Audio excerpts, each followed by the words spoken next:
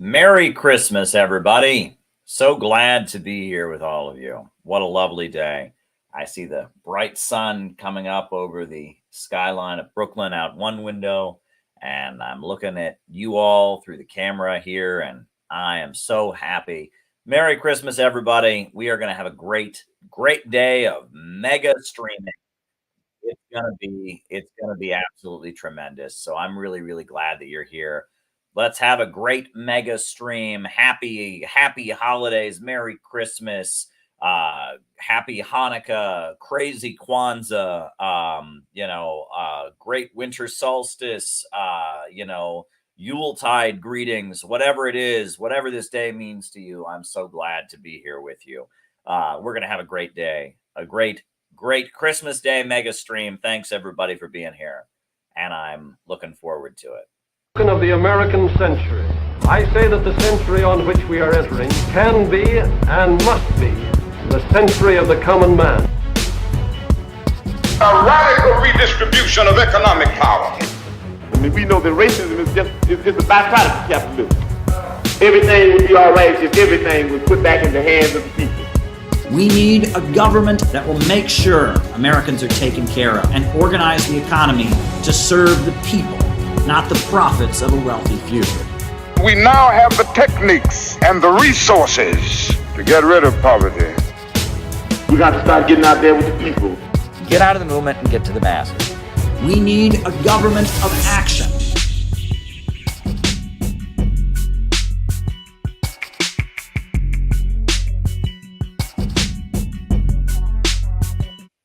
It started on Thanksgiving, right? Remember Thanksgiving? I decided I would do a Thanksgiving Day mega stream. And I challenged myself to do 8 hours in a single day. And we met our goal. And I was so happy when we met our goal. Now, I'm not sure I'm going to do 8 hours today. I did not set aside a specific goal. But I decided today I am going to do a mega stream. Not sure how long it'll be. But I'm going to do 2 parts. I'm going to do one here, right? We'll probably keep going until around 2 p.m. Eastern time. And then we'll probably start up again around 7 or so. So we might do another full 8 hours. We shall see. But I'm going to spend my holiday with my community. There's no one I would rather spend the holidays with than all of you. You know, we are a great community here, promoting revolutionary hope and optimism in such dark times. And I'm very excited for today's stream. We got plenty of things we can talk about, plenty of videos we can watch, plenty of history and politics and economics we can talk about. And, it's really great. And I look out at that lovely here. Should I show you the Brooklyn skyline outside my door? Can we do that? Can I do that? Can I just turn this? I think I can, right? I think I can. Look at that. Look at that. That's Brooklyn outside my window. That is Brooklyn skyline on Christmas morning. That is the view from my window. And it's nice and bright. Ebenezer Scrooge is making friends with Tiny Tim and has decided to not be an asshole any longer. And he and Bob Cratchit are eating a Christmas turkey together. The ghost of Christmas past and the ghost of Christmas future and the ghost of Christmas present are high-fiving themselves that they made Scrooge not be an asshole anymore. What a lovely Christmas morning. Of course, Charles Dickens jokes aside, this is a great day. And it's a great day, and I'm really glad to be here with all of you. I've got plenty of unnamed diet beverage to drink. And after I've consumed a fair amount of it, then I will, of course, we have to do our morning exercise, right? We all remember the morning exercise that I do.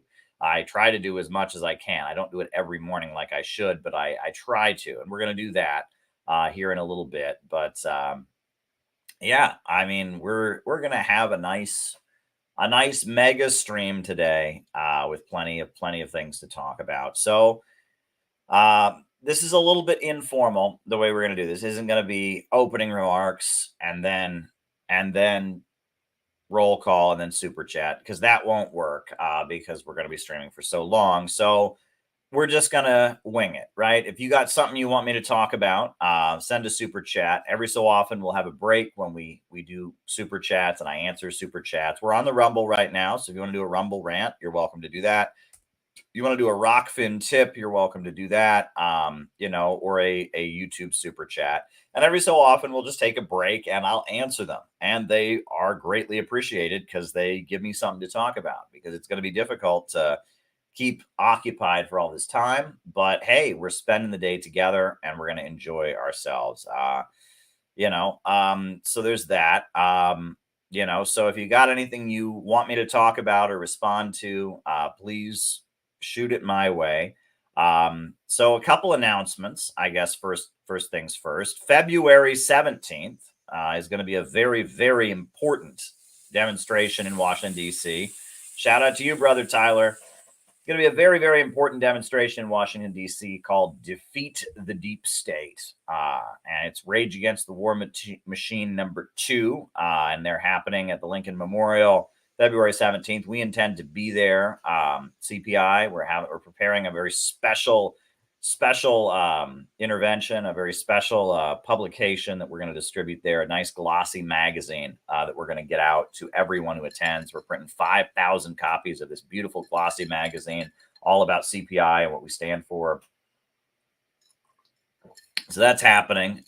You don't want to miss the date. And actually, it was my brother Noah Shank, Noah, a member of the Center for Political Innovation, longtime activist, gave a great speech about Trotskyism at our conference. He this morning he reminded me of the great communist anthem, the great communist anthem that has the same tune as the song "Oh Christmas Tree," and that this time of year when I'm in a store, I often find myself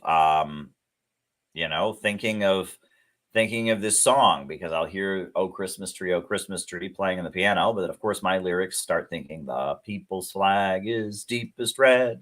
So on that note, I guess as part of our holiday spirit, we'll put on the anthem of the British Labour Party.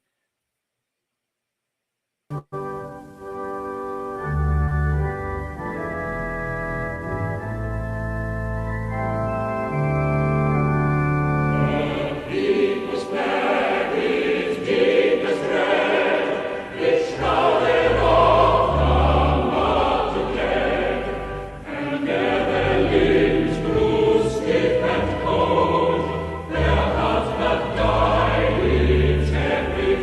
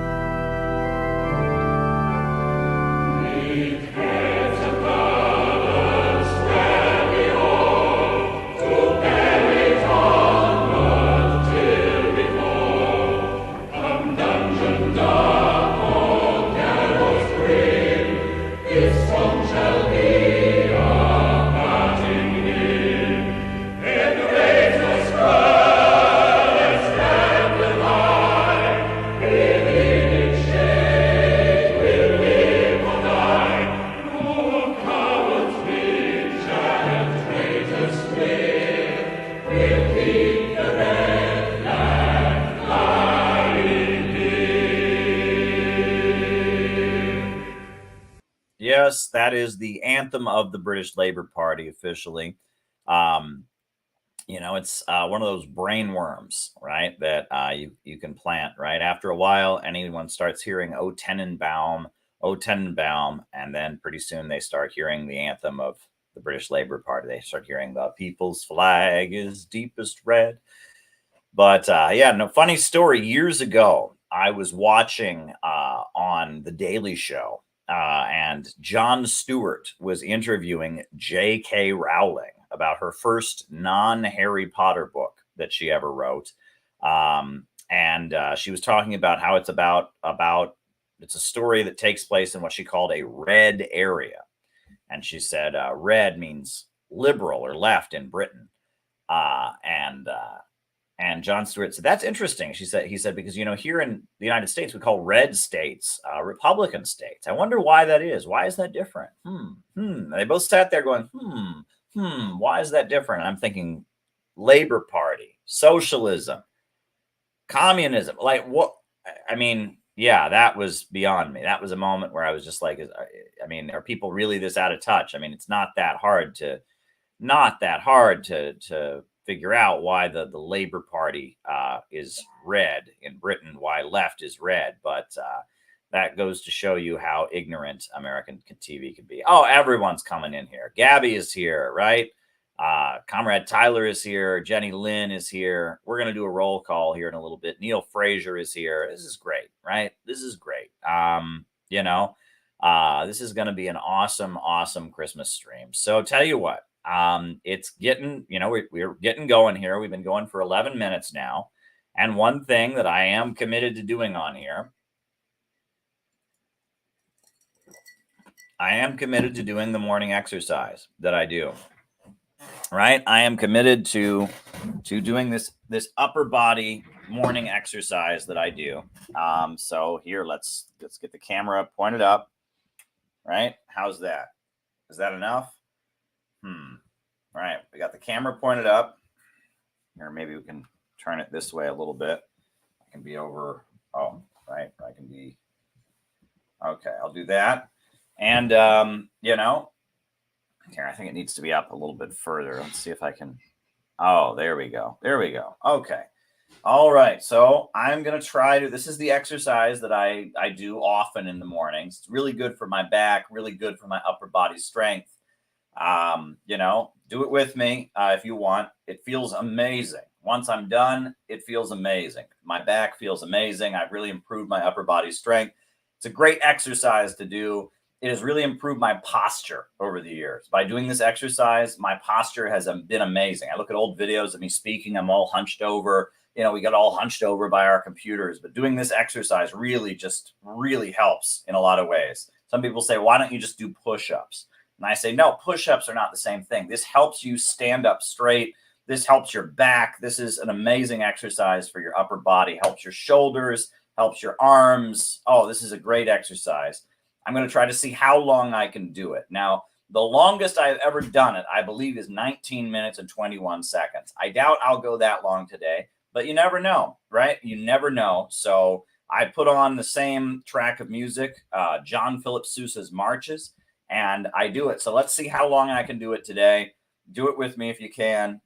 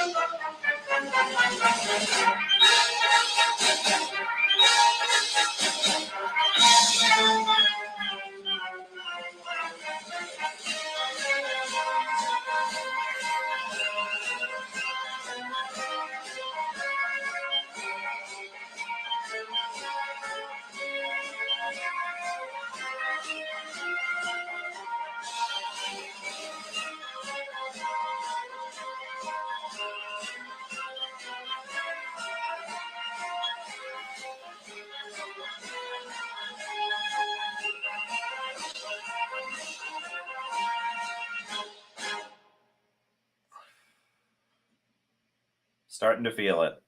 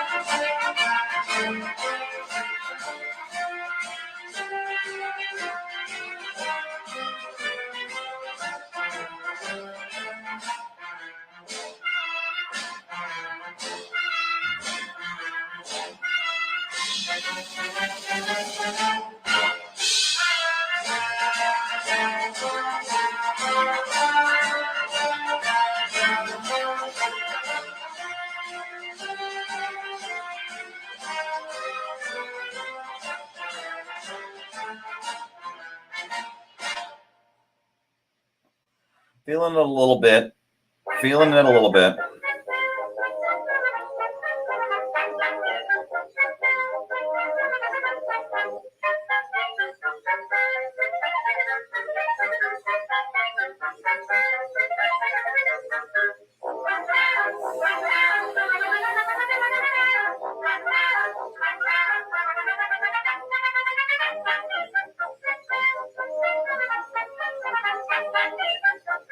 I do this enough that I recognize the different songs, right? The different John Philip Sousa marches that I do this, so I can kind of tell how far I've gone.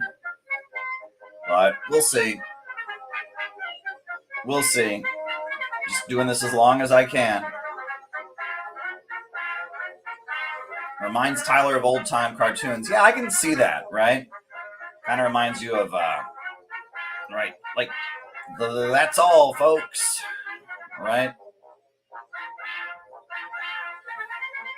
Kind of like the music they play on the old time, like Bugs Bunny, you know, Porky Pig and Sylvester the Cat Kind of like that. Yeah, I can see that. Now, this is John Philip Sousa. I listen to Sousa marches while I exercise. My favorite John Philip Sousa march is actually not in this compilation. It's called the Manhattan Beach March, and I will play that for you all later when I'm done with this, because I really like the melody of the Manhattan Beach March. But for some reason, that's not included in this John Philip Sousa compilation I always use when I exercise. But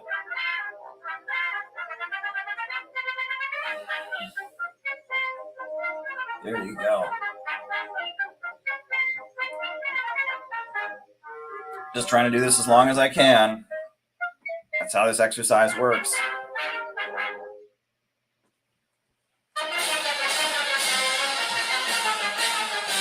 Yeah, this one won't remind you of Tom and Jerry at all. This is more high school football game. Right, that one that just played was a little more Tom and Jerry, but this is high school football game again.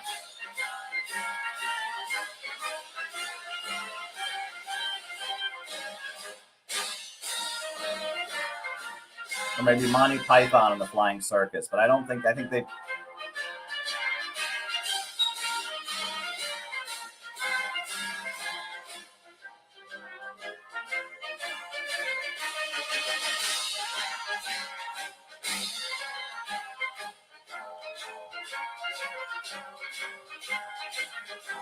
I'm starting to feel it in my shoulders in particular, which is good. That means it's working.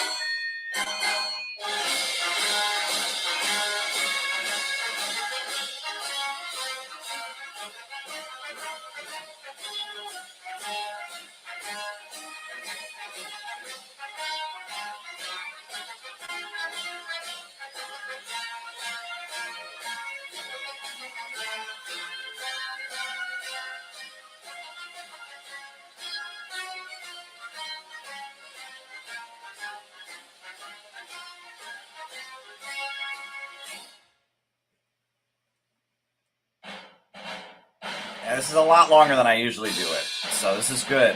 You guys are motivating me to keep my arms in the air.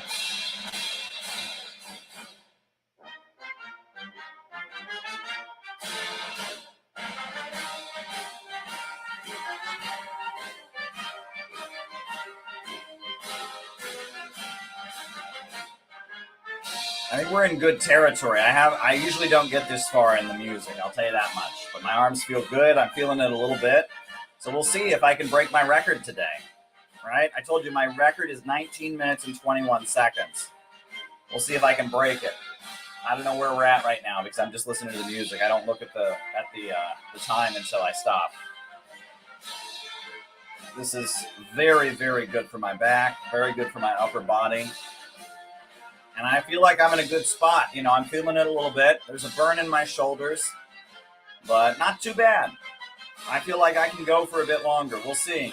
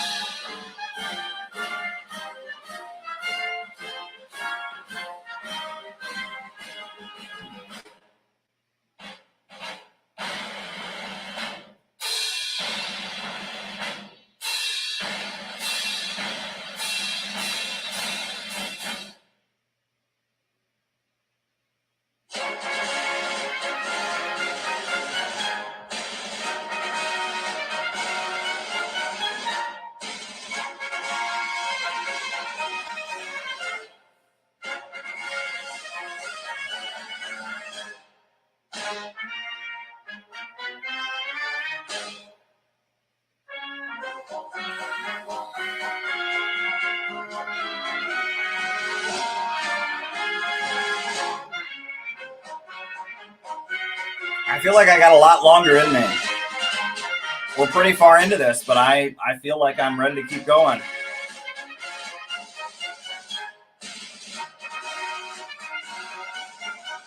You all are motivating me, I guess. I feel like I have more energy than usual, more strength, because I'm not feeling it too bad. I've been going for quite a while. This is a lot longer than I usually do.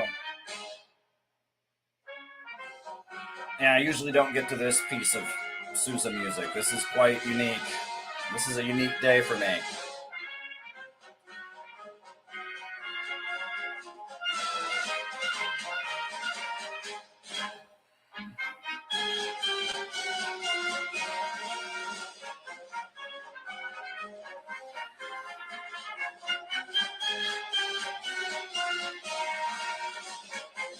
Oh, that's interesting. Tyler found an article about this.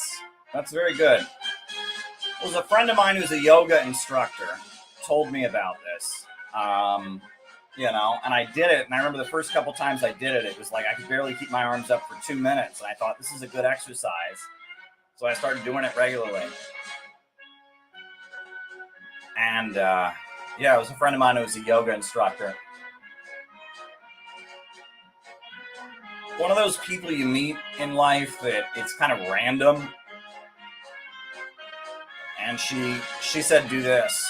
And I started doing it, and I could barely keep my arms up for like 1 minute, 2 minutes, but now I do it all the time. It's really helped.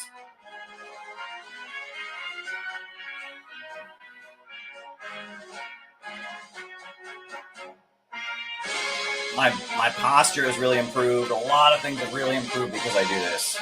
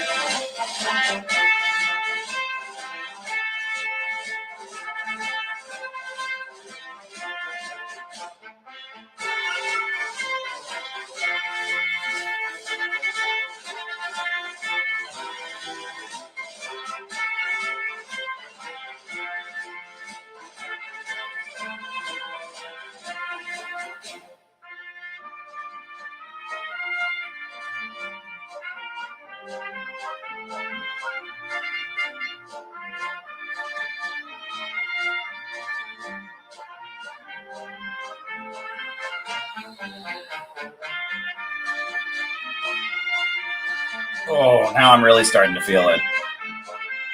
All of a sudden now I'm really feeling it.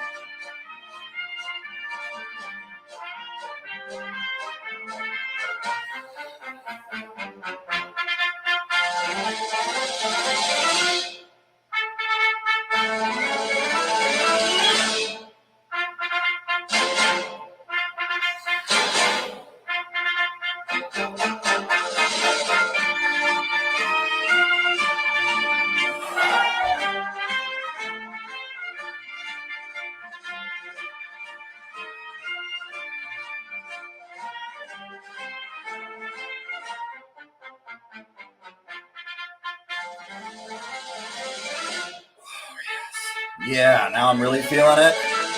That means this is the most important part. Oh, I'm really feeling it now.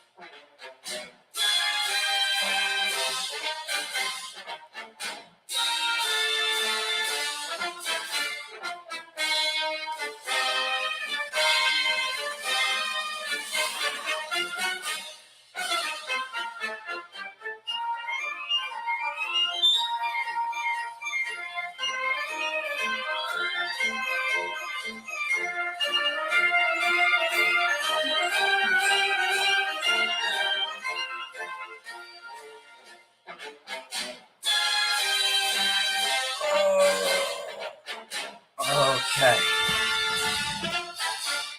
Wow. Okay. All right, comrades. Wow. So I just did, that was, according to my phone, that was 24 minutes and 36 seconds. That is a new record. I have never done it that long before. That blows away my old record by a lot. My old record was 19 minutes and 21 seconds, but we have just achieved a new record. I have never done it for 24 minutes and 36 seconds before. This is new, and it means I'm getting stronger, which is great, right? And I'm feeling it. I probably could have gone a lot longer too. I need to get a longer set of music because, yeah, new record 24:36. Oh man, and I'm feeling that in my back right now. My back feels amazing. Oh man, this is, oh wow, woo, woo. That was a great morning workout. Thank you there for being there with me. Merry Christmas to everybody. I see Olympia Logic and Timoshenko are in the chat. I love you guys, and oh, I love all of you. And this is awesome. This is really, really, really awesome. And wow, I have beat my old record. New record today, 24 minutes and 36 seconds. I had my arms in the air. That was something special. I almost hit 25, and the music track that I was listening to was only 25 minutes. So I would have had to go without music for the next little bit. Wow, I have never done it that long before, and I feel like I could have done it longer. I wasn't feeling it that bad. So wow. Whew. But now I feel it. Now that I'm down, whew, I feel that in my shoulders. I feel that in my back, but that's why I do it, because this is good for you. This is great exercise. Friend of mine, someone that I met, no, I shouldn't say a friend of mine, someone that I encountered in weird travels in life told me about this exercise. And wow. So, and it's weird because I listen to these John Philip Sousa marches as I do them. And they do not include my favorite John Philip Sousa march, right? My favorite John Philip Sousa march is called Manhattan Beach March. I like strong melodies. That's what I like, right? I like very strong melodies. And the march of John Philip Sousa's that has a very strong melody. It's not very long. It's 2 minutes long. It's called Manhattan Beach March, and it has three parts, or I guess three movements in it. There's three tunes in it, and I think they're Irish tunes, if I'm not mistaken. I think he based it on like Irish music or something like that. But I really like Manhattan Beach March, and so since we're thinking about it right now, I'm going to put on Manhattan Beach March, just 2 minutes, but you'll see what I mean about strong melodies. I really like Manhattan Beach March. So I'm going to put that on here. I'll put Manhattan Beach on. And you'll know what I mean about strong melodies. It is a really, really good piece of music. I could listen to it many, many times over, Manhattan Beach March. So I'm going to put that on. That is my favorite by far. My favorite by far of the John Philip Sousa marches is Manhattan Beach March. And I like marches in general. Marches are much better live. They're much better live than they are, listening to it in music. If you're ever at a place where you can hear an orchestra or a chorus or a marching band performed a march, it's got much more of an impact on you to be in the room where the melody is happening, where those drums are happening. It's very special to be in the room when they're playing a march. But here you go. This is my favorite march.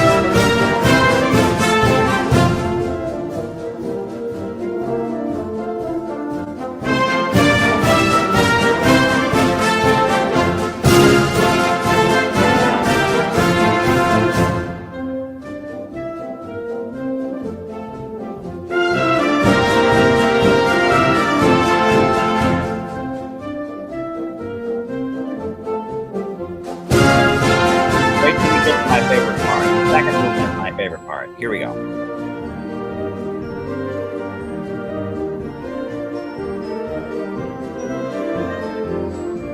Absolutely love this second part.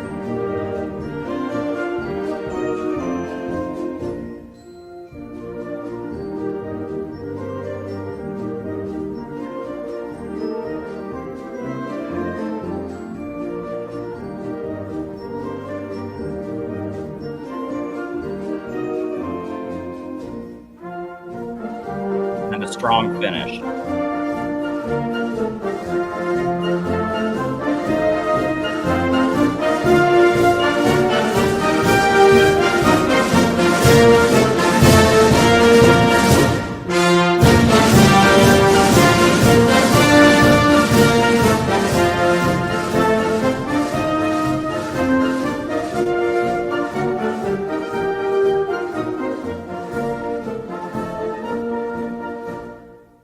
Yeah, that is my favorite John Philip Sousa march. That second part is just absolutely beautiful. That dun da dun da da da da dun da da da da da da da dun da dun da dun dun, and then the way it like transitions into that triumphant closing, excellent. Three parts to it. The opening, he's got to open it with something. It is a march, but then the second melody, oh my goodness, that second melody, oh, it just hits you beautifully. And then the way he transitions from that into bum bum bum bum, and suddenly you're in a triumphant march coming out of that beautiful kind of you know, I understand. I think that was inspired by Irish music. I could be wrong, but I think I read somewhere that second melody in particular was inspired by Irish songs he had heard. And so I really like the Manhattan Beach March. Of all the John Philip Sousa marches, that is by far my favorite. Timoshenko says it was written in 1893 to commemorate the Manhattan Beach Park. All right, great. Very good. Oh man, I'm still feeling that in my back. I have never done that long before. Wow.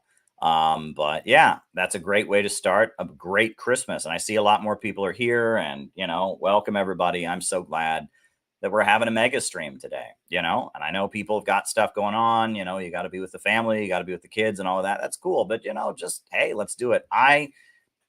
Thanksgiving, I had the best Thanksgiving I've ever had. I got up and I streamed for you all for 4 hours. And then my wife and I had a lovely meal. We watched a little TV afterwards. It was very sweet. And then I came back in and I did another 4 hours, and I felt amazing. I really, really felt amazing. So I am trying to replicate that experience today. Now, my wife's relatives are over. Good relatives, are over. So it'll be a little more complicated, but I love my wife's relatives. They're great folks. It's been great getting to know them. They're staying with us for the holiday season.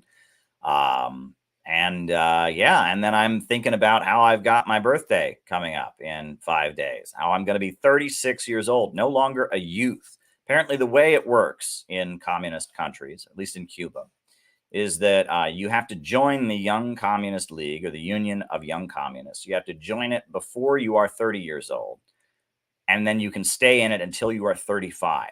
Well, I am no longer 35 starting on next Saturday.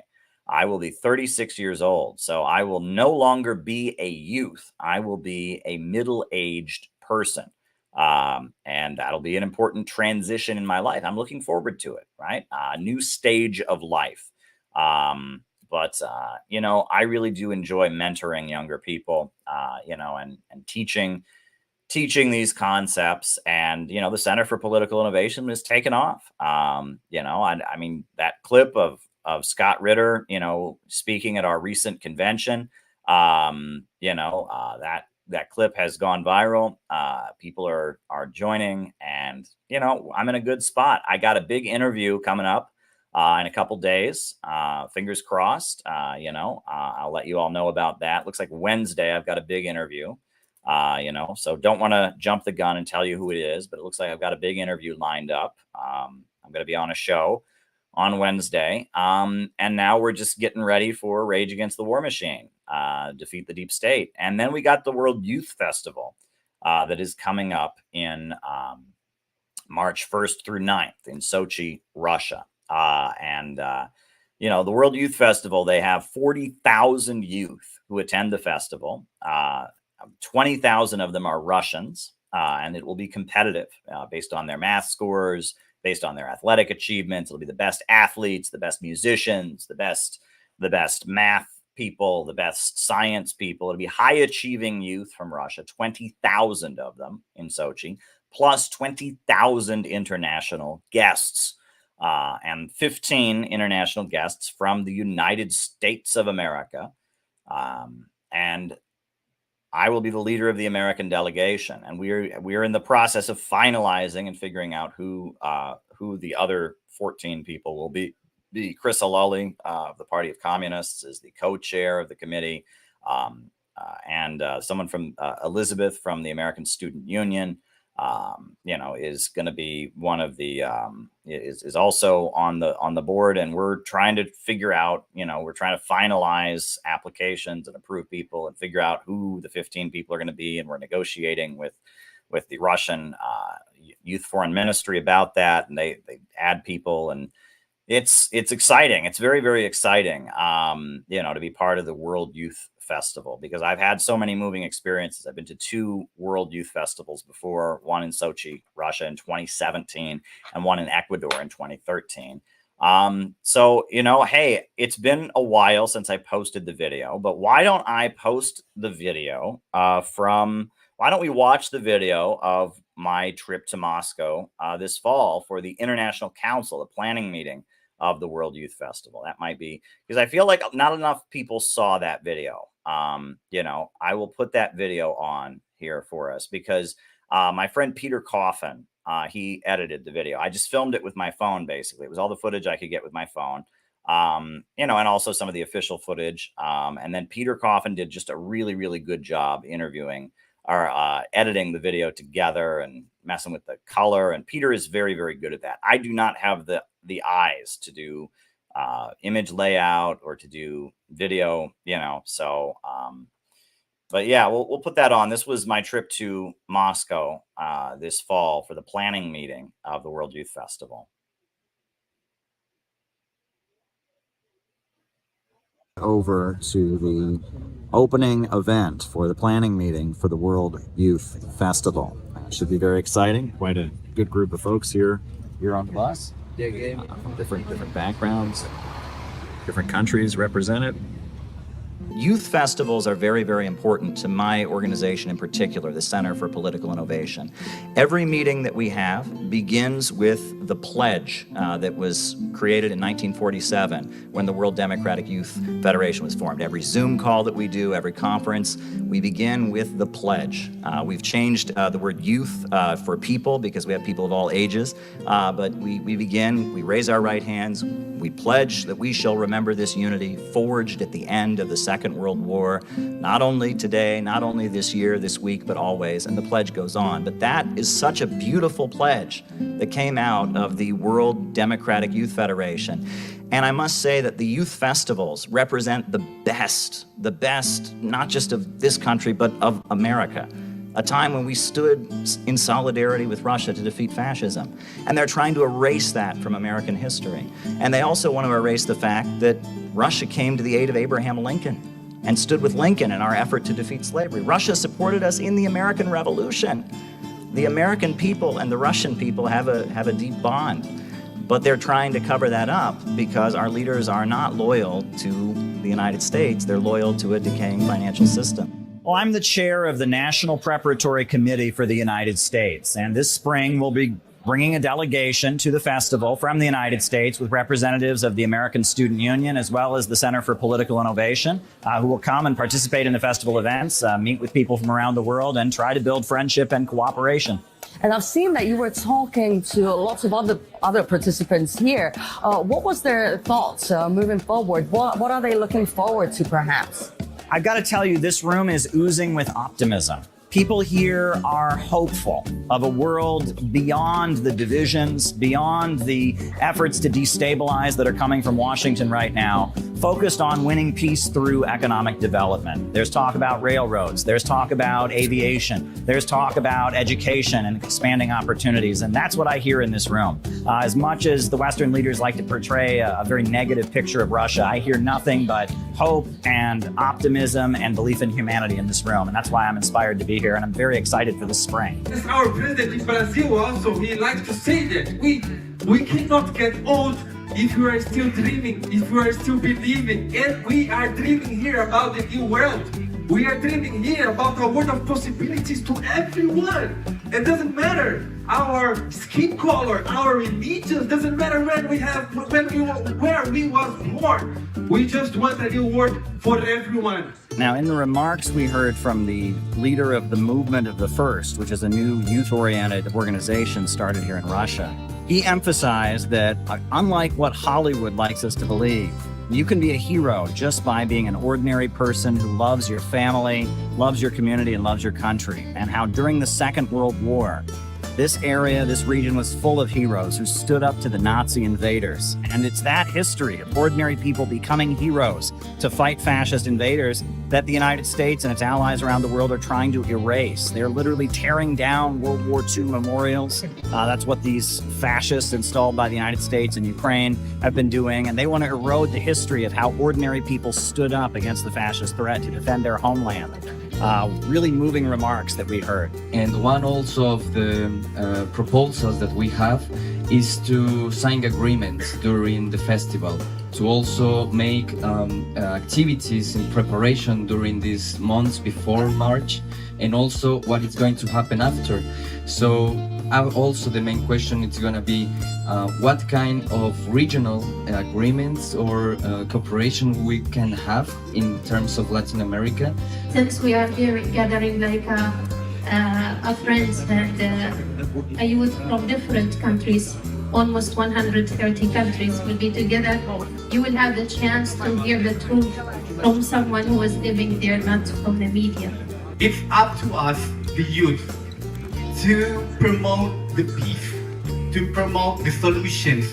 We need to connect, we need to build network to each other, we need to understand each other. We are different indeed, but it doesn't mean that differences make us, separate.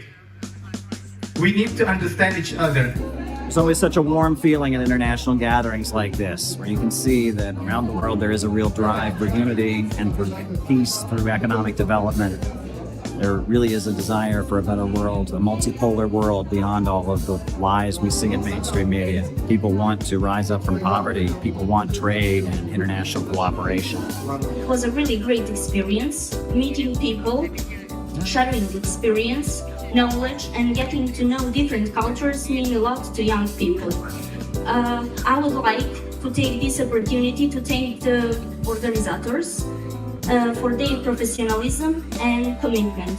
Thank you one more all. So we will have around 20,000 young leaders from around 180 countries when this festival actually kicks off in spring 2024. And they will be taking part in various programs, humanitarian, cultural, educational, sporting events, where they can exchange their unique perspectives, of course, on what's going on in the world in their drive to create a fairer, better, more multicultural and multipolar world, which is what they see this world, but this is not what is reflected at the moment. Now, the figure from Venezuela who spoke referenced the Robert Serra youth movement. Now, Robert Serra was a very important political leader in Venezuela who was murdered, assassinated by enemies of the Bolivarian Revolution. And so this youth movement has been formed in Robert Serra's honor. Here's what we heard from the Venezuelan representative talking about this youth movement and why they are sponsoring the festival. We are very grateful. My name is Mayerlin Arias. I'm the chief of the Robert Serra movement. This is a mission that was born 9 years ago in honor of our very young deputy, Robert Serra, that was killed. And in honor of him, our president made this mission to work with the young and the children, early children, to contribute to overcome the vulnerabilities that we are suffering for the blood, So we're very grateful with the movement of the first. We are a lot of common, like Russia and Venezuela. We are fighting for our culture. How are you saying that? So we value this opportunity to grow in cooperation, solidarity, and build a new world where all of us were in equality. Thank you very much. I do want to say this, though. We are quite concerned about the U.S. government retaliating against us for attending the festival. There's a case in the United States now of 3 leaders of something called the African People's Socialist Party, or the Uhuru movement, who've been indicted by the federal government as Russian agents because they attended a conference in Russia 3 or 4 years ago, and they were doing some activism on behalf of the black community, and now they are facing 10 years in prison for allegedly being Russian agents. And we have been doing everything we can to raise awareness about this case because it is showing that they could retaliate against people just for coming to conferences or just for speaking up and opposing it. And so we are prepared for that. We are preparing, we are speaking with the UN mission of Russia about having a press conference with attorneys prior to our departure in March or in February, and making clear that our travel and our participation in these events is in full compliance with U.S. law. We will not be breaking the U.S. law in any conceivable way, and that it's completely legal to do what Joe Biden should be doing, and reaching out to the people of Russia and reaching out to the people of the world, and not building walls and not putting up sanctions and not isolating people. We're out on the river here in Moscow. There's a nice buffet of food, and for a nice little boat party. One way to end a nice little gathering for the Council of the Youth Festival. So yeah, this is the final night.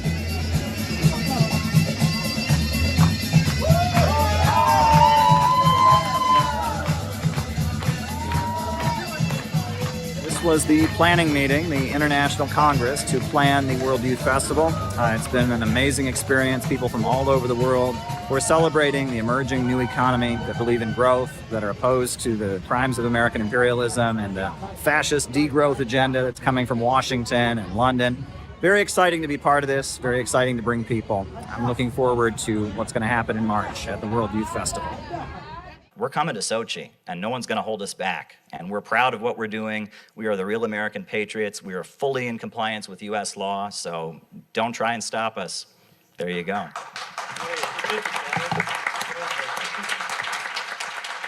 Спасибо большое.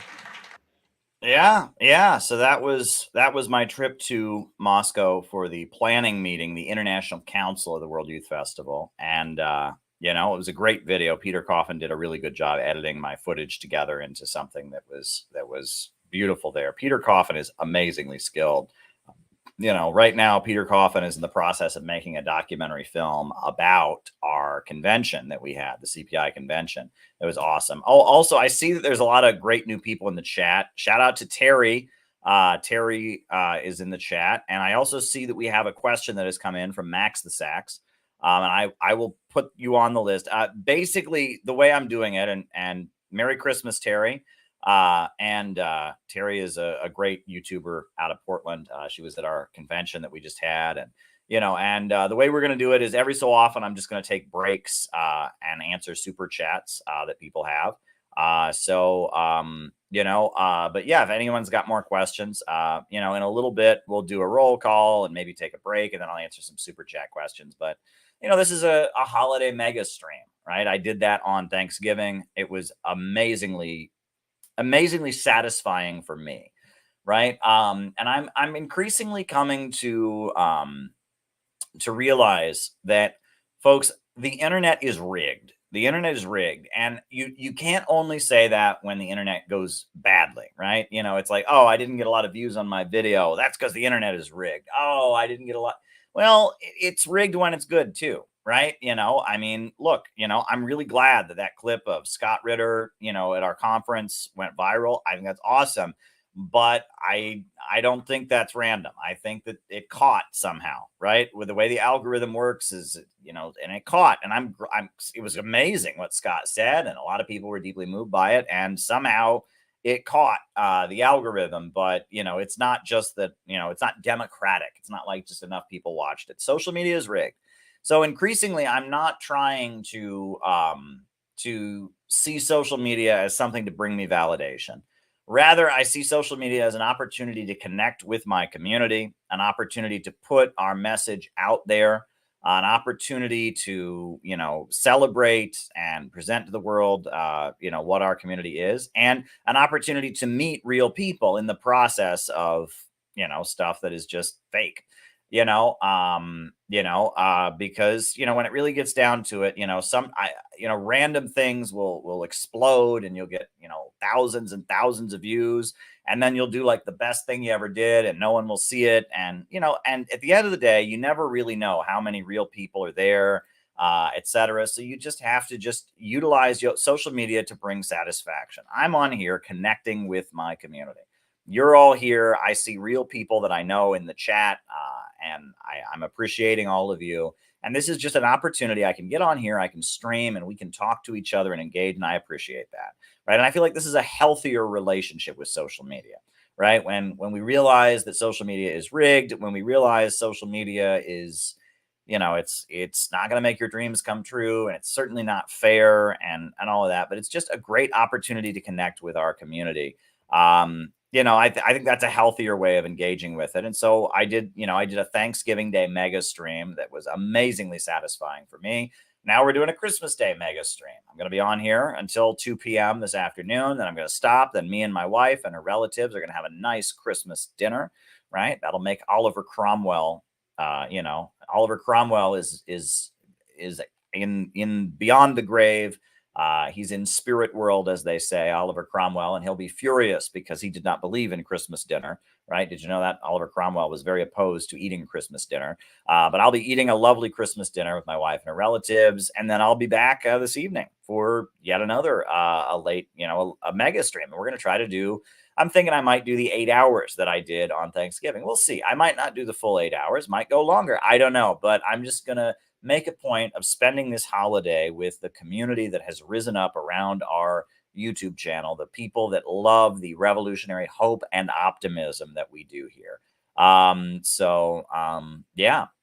I mean, we have something very, very special. And Terry says that Cromwell was a buzzkill. Well, I mean, Oliver Cromwell, he was famous for, when they painted his face, he insisted that they paint his warts.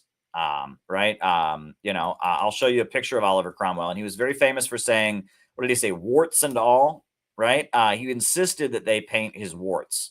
What is it? Warts and all. Yeah. Paint me warts and all. Right. Meaning that, he did not want them to make him look prettier in the picture. Here, I'll show you what he looked like. And he insisted that they put his warts in the painting because that's just the kind of guy Oliver Cromwell was, I guess you could say. He did not like things to be prettier than they were. Here,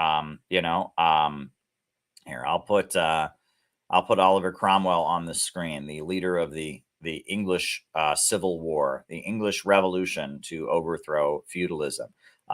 Warts and all is what he described him. A serious fellow. That's one way of putting it, right? One way of putting it. Yeah, this is the painting of Oliver Cromwell where he instructed the guy who was painting him to make sure to include his warts. He did not want to be prettied up, right? And as you can see above his eyebrow there, he's got a wart. His chin, I think that looks like a wart there on his chin. He did not want to be prettied up. So, it's interesting. Apparently, there's a college in Britain where that he created.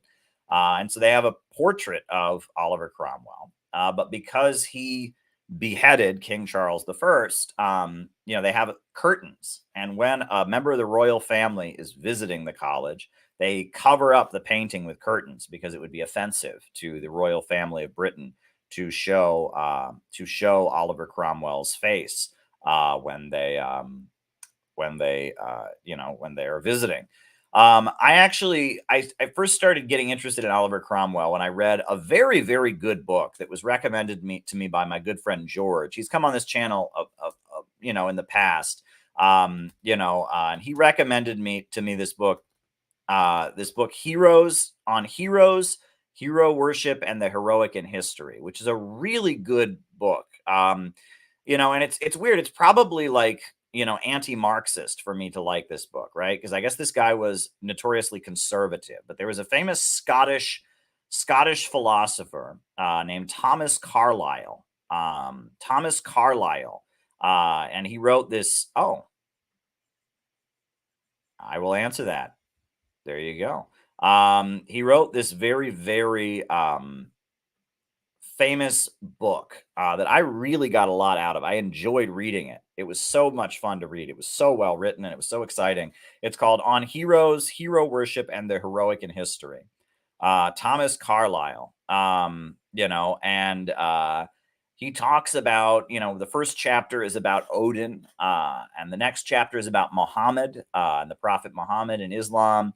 And he talks about Oliver Cromwell, and he just talks about what does it mean to be heroic? Why do people strive to be heroic? What do heroes mean? And it's a really good book that I really got a lot out of. And I read it, and it is deeply conservative, I would argue. But I really, really enjoyed the book by Thomas Carlyle.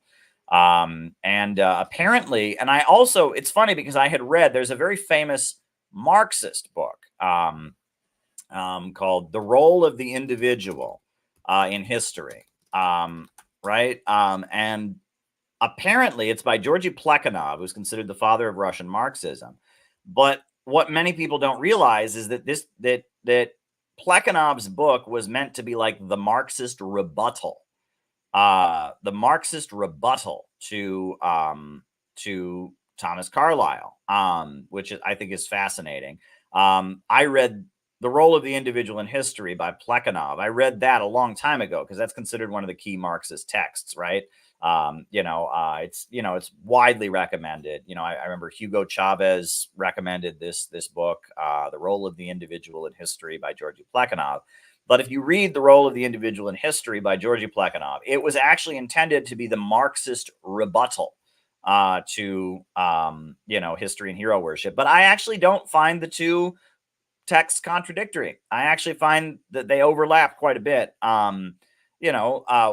Thomas Carlyle is very much an idealist, and he believes in the power of ideas.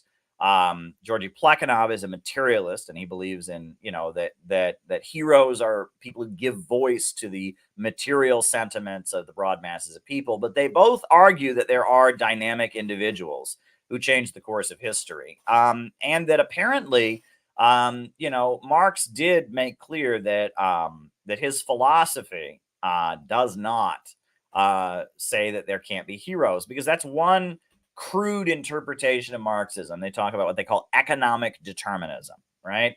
And the idea that it all just naturally happens, right? That the economic processes, feudalism becomes outmoded. You have capitalism. Capitalism creates the working class. The working class becomes outmoded, or the working class becomes inspired, takes power, and there's no role for heroism. Oh, I see Hempcar has sent in a super chat as well. So we'll probably do an answering questions break here in a little bit, but there's no role for a heroic individual, right? That everything just kind of naturally happens, and that Marx actually said he did not believe that, and that there's like a letter by Frederick Engels where he's writing to some Marxists. He says, no, we don't think that. There is a role for heroic people. There is a role for strength of character. There is a role for leaders and others. That Marxism is not a vulgar ideology in the sense of quote unquote economic determinism. And I know that that's a big point that Antonio Gramsci makes in his writing, as a critique of economic determinism. Right. Gramsci stuff, that is a weird thing, right? If you go to college, you're going to read Gramsci, right? No matter what field, sociology, history, philosophy, you're going to read Antonio Gramsci. And Gramsci was a communist. He was a leader of the Italian Communist Party who was thrown in prison by Benito Mussolini. And from prison, he wrote his prison notebooks. I think I've got a copy. Got them somewhere, right? I've got the Gramsci notebooks somewhere. But I got a copy of the prison notebooks of Antonio Gramsci somewhere. But he wrote the prison notebooks. He wrote them in code because the prison censors were going through his mail, so he couldn't use Marxist language to write the prison notebooks. He had to write, instead of saying communism or socialism, he said the theory of praxis. The theory of praxis was like the code word that he used, and everything was written in code. And he focused on art and culture, and how art and culture could be subverted in order to make a revolution. And it was very much a what you might call a liberal.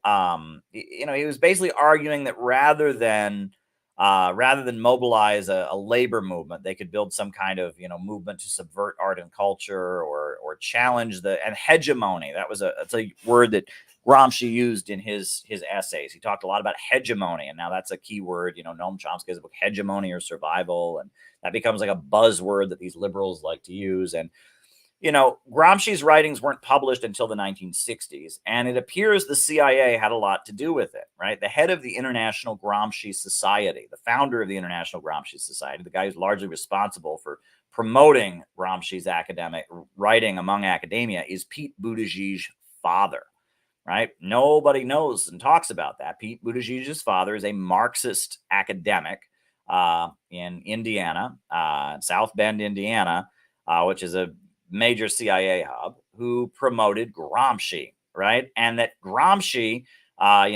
he's widely studied in all academia, and he was a Marxist. But his Marxist writings are written, his prison notebooks are written in this coded language. And the focus of his writing is on this idea that that it's about art and culture and ideas, and it's not about actually organizing the workers to rise up. And I don't know. I mean, it's a very weird thing.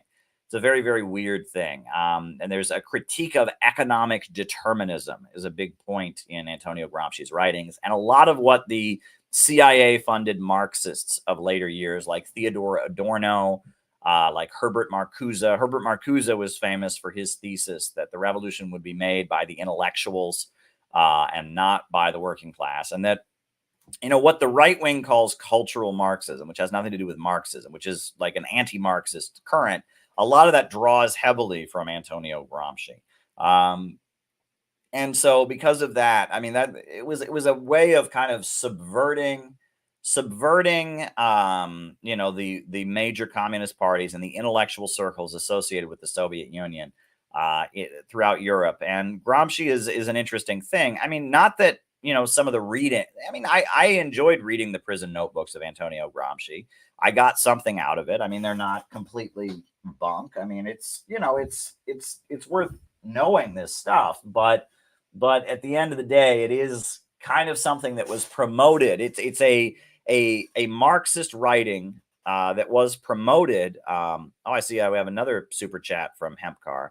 On Rockfin, another Rockfin tip coming in. So we're gonna have to start answering questions here pretty soon. But yeah, it's it's Marxism that was promoted by the class enemy, promoted by the imperialists as a way to kind of confuse and manipulate our movement from within. And that's what you have to see about Gramsci. Now, Gramsci himself, I mean, he was just an Italian political prisoner. He was just a leader of Italian communism who was thrown in prison and wrote some notebooks from prison about art and culture and hegemony and stuff like that. But it was the cultural critique, cultural criticism, the Frankfurt School. That's the stuff that was actually promoted by American intelligence and the CIA. And that's something that is like a taboo subject. Nobody wants to talk about that. I noticed that. It's weird. Like, it's right there. No one denies it. You can read The Cultural Cold War by Francis Stone Saunders. You can get on the CIA's own website. They have articles bragging about it, but it's just this taboo subject. No one wants to talk about the fact that the bulk of Marxist voices in academia, the people speaking in the name of Marxism, are all people that were paid by the CIA as a way to change and channel people that got interested in Marxism away from the Soviet Union. That's something nobody wants to acknowledge. So there you go. So, I mean, I'll tell you what I'm going to do. I am going to start answering people's super chat or Rumble rant question or Rockfin tip questions. I don't think we have any. Yeah, we don't know Rumble rants as of yet. But we have 2 Rockfin tips and we have 2 super chat questions that have come in. But before I do that, I'm going to put another song on. This is a song, it's about the Christmas truce of World War I. People ever heard of this? It was kind of a fascinating event. The Christmas truce of 1914. At the beginning of World War I, on Christmas, there was a very famous incident where, 2 sides, the British and the Germans, they celebrated Christmas together. They declared a temporary Christmas truce and they celebrated Christmas together.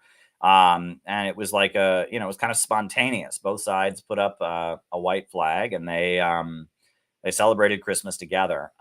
It's kind of an anti-war song. And I'm going to put that on. And then after I play Christmas in the Trenches, which is an anti-war song about the tragedy of World War I and how these, the soldiers in World War I celebrated Christmas together, the Christmas truce, it was called. After that, after that, I will then answer super chat questions. We'll do a roll call, then I'll answer super chat questions, and then we may do that again since we're going to be on here for quite some time. But this is the song about the Christmas truce. It's called Christmas in the Trenches. So I'm going to put that on if I can, right? Here it is. All right. Very good. Christmas in the Trenches.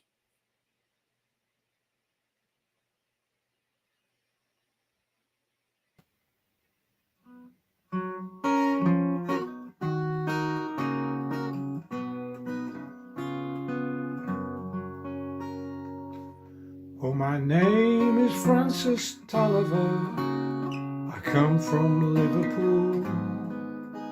2 years ago, the war was waiting for me after school. To Belgium and to Flanders, Germany to here, I fought for king and country I loved dear. 'Twas Christmas in the trenches where the frost so bitter hung. The frozen fields of France were still, no Christmas songs were sung. The families back in England were toasting us that day, their brave and glorious lads so far away. Well, I was lying with my messmates on the cold and rocky ground, when across the lines of battle came a most peculiar sound. Says I, now listen up, me boys, each soldier strained to hear, as one young German voice sang out so clear. Stille Nacht, heilige Nacht, alles schläft einsam wach, nur das trotze heilige Paar. Hohle Knebe im lachten Haar, schlaf in himmlischer Ruhe, schlaf in himmlischer Ruhe. He's singing bloody well, you know, my partner says to me, and soon one by one each German voice joined in harmony.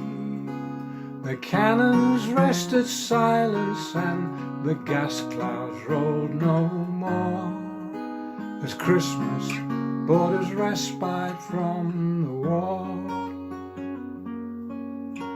Well, as soon as they were hushed and a reverent pause was spent, God rest ye merry gentlemen struck up some lads from Kent.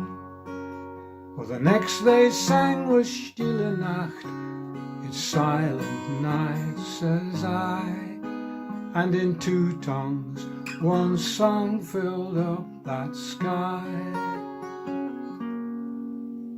There's someone coming towards us, the front line sentry cry. All sights were fixed on one lone figure trudging from their side. His truth rang like a Christmas star, shone on that place so bright, as he bravely strode unarmed into the night. Soon one by one on either side walked into no man's land, with neither gun nor bayonet. We met there hand to hand, and we shared some secret brandy, and we wished each other well, And in a flare-lit football game, we gave 'em hell. We traded chocolate, cigarettes, and photographs from home. These sons and fathers far away from families of their own. Young Sanders played his squeeze box and they had a violin. This curious and unlikely band of men.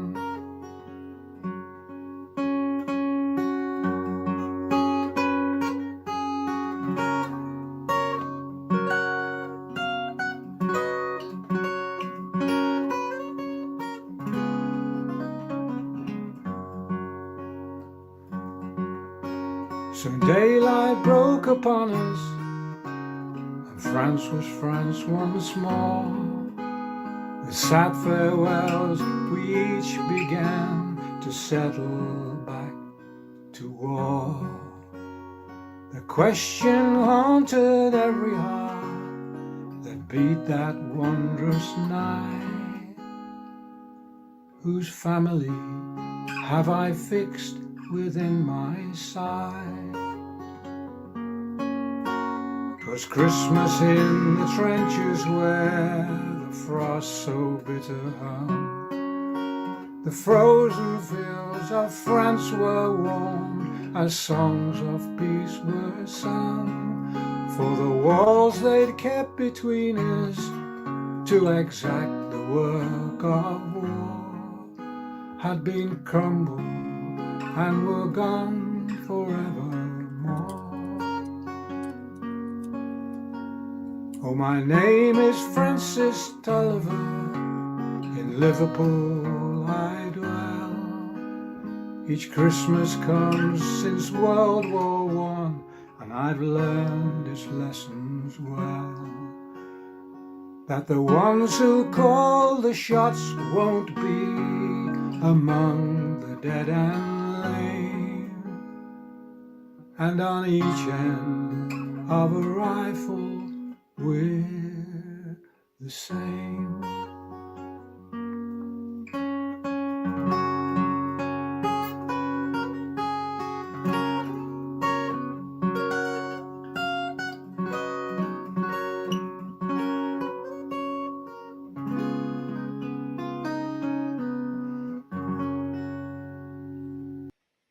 So there you go. That was Christmas in the Trenches, about the famous Christmas truce of 1914, and how they, spontaneously paused the fighting.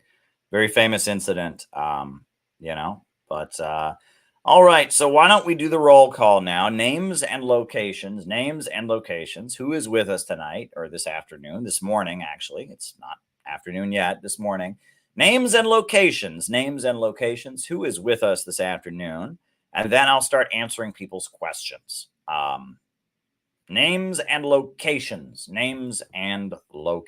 Who is with us? Names and locations. Who is with us tonight? Glad you liked the song, Martin. Glad you liked it.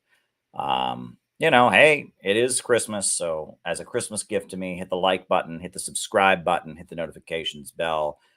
JT24 from Mississippi, welcome. Nate on vacation in the Rockies. Enjoy yourself. That's neat. Conrad in Poland. Welcome, Conrad. Very, very good. Sam from Missouri. Welcome, Sam. Jenny Lynn in Cincinnati, from my home state of Ohio, but you're down by the Kentucky border there, right? Because, Cincinnati. Timoshenko in St. Louis is with us. Shout out to you, Tim. Patch in Arizona. I know Tim's going to be traveling soon, so shout out to you, Tim. Southern Oregon is with us. The Gribble Report. Welcome, Gribble. Right on the border, says Jenny Lynn. Right, yeah. Motor City. Anthony is in Motor City. Mindanao to Midwest. Lumpia Logics. Sjord from the Netherlands. Welcome, Sjord. Good to have you with us, Lumpia. Always good to have you with us. And good to have Sjord as well. Sjord has come on before when we've opened it up. It's been fun. Gerardo from Puerto Rico is with us. Patrick in Maine is with us. Albuquerque, New Mexico, Christian is with us. Alex from Brazil, the not so Great Britain, says Martin. Eric Holland is with us. Welcome, Eric. Oh, he's in Holland, right? Terry in beautiful Portland, Oregon. Welcome, Terry. So good to have you with us. Names and locations. Who is with us tonight? Names. Why am I saying tonight? Because I usually stream at night. It's actually who is with us. Pittsburgh is with us. Welcome, Pittsburgh. Pittsburgh Dude 87. Good to have you with us. Pittsburgh is a great post-industrial town. The Pittsburgh Steelers. When I was a kid, I thought that meant they were thieves. They were Pittsburgh Steelers. They stole stuff. They had to explain to me, no, it's Steelers, Steelers, as in they manufacture steel manufacturing. But there you go, right? I thought they were the Pittsburgh Steelers, as in they steal things. And my mother would have to correct me that stealer is not proper English. There's thieves, there's robbers, but there are not stealers. Towie in Sweden. Welcome, Towie. Good to have you. Good to have you with us. Towie in Sweden. I think the Pittsburgh Steelers are still a pretty good football team, right? Merry Christmas from Brendan in the San Francisco area. Very good. Good to have you with us. Brendan in the San Francisco area. Good to have you with us.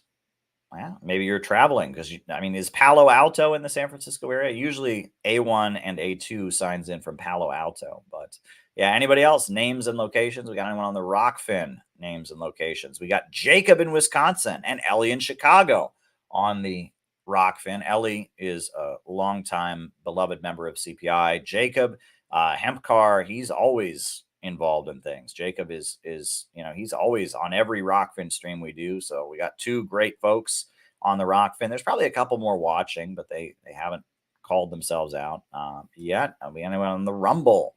On the Rumble, we got Kevin wishing a Merry Christmas from North Carolina. Welcome, Kevin. So good to have you with us, Kevin, from North Carolina. North Carolina is an absolutely lovely state. And there's a lot of communist revolutionary history in North Carolina.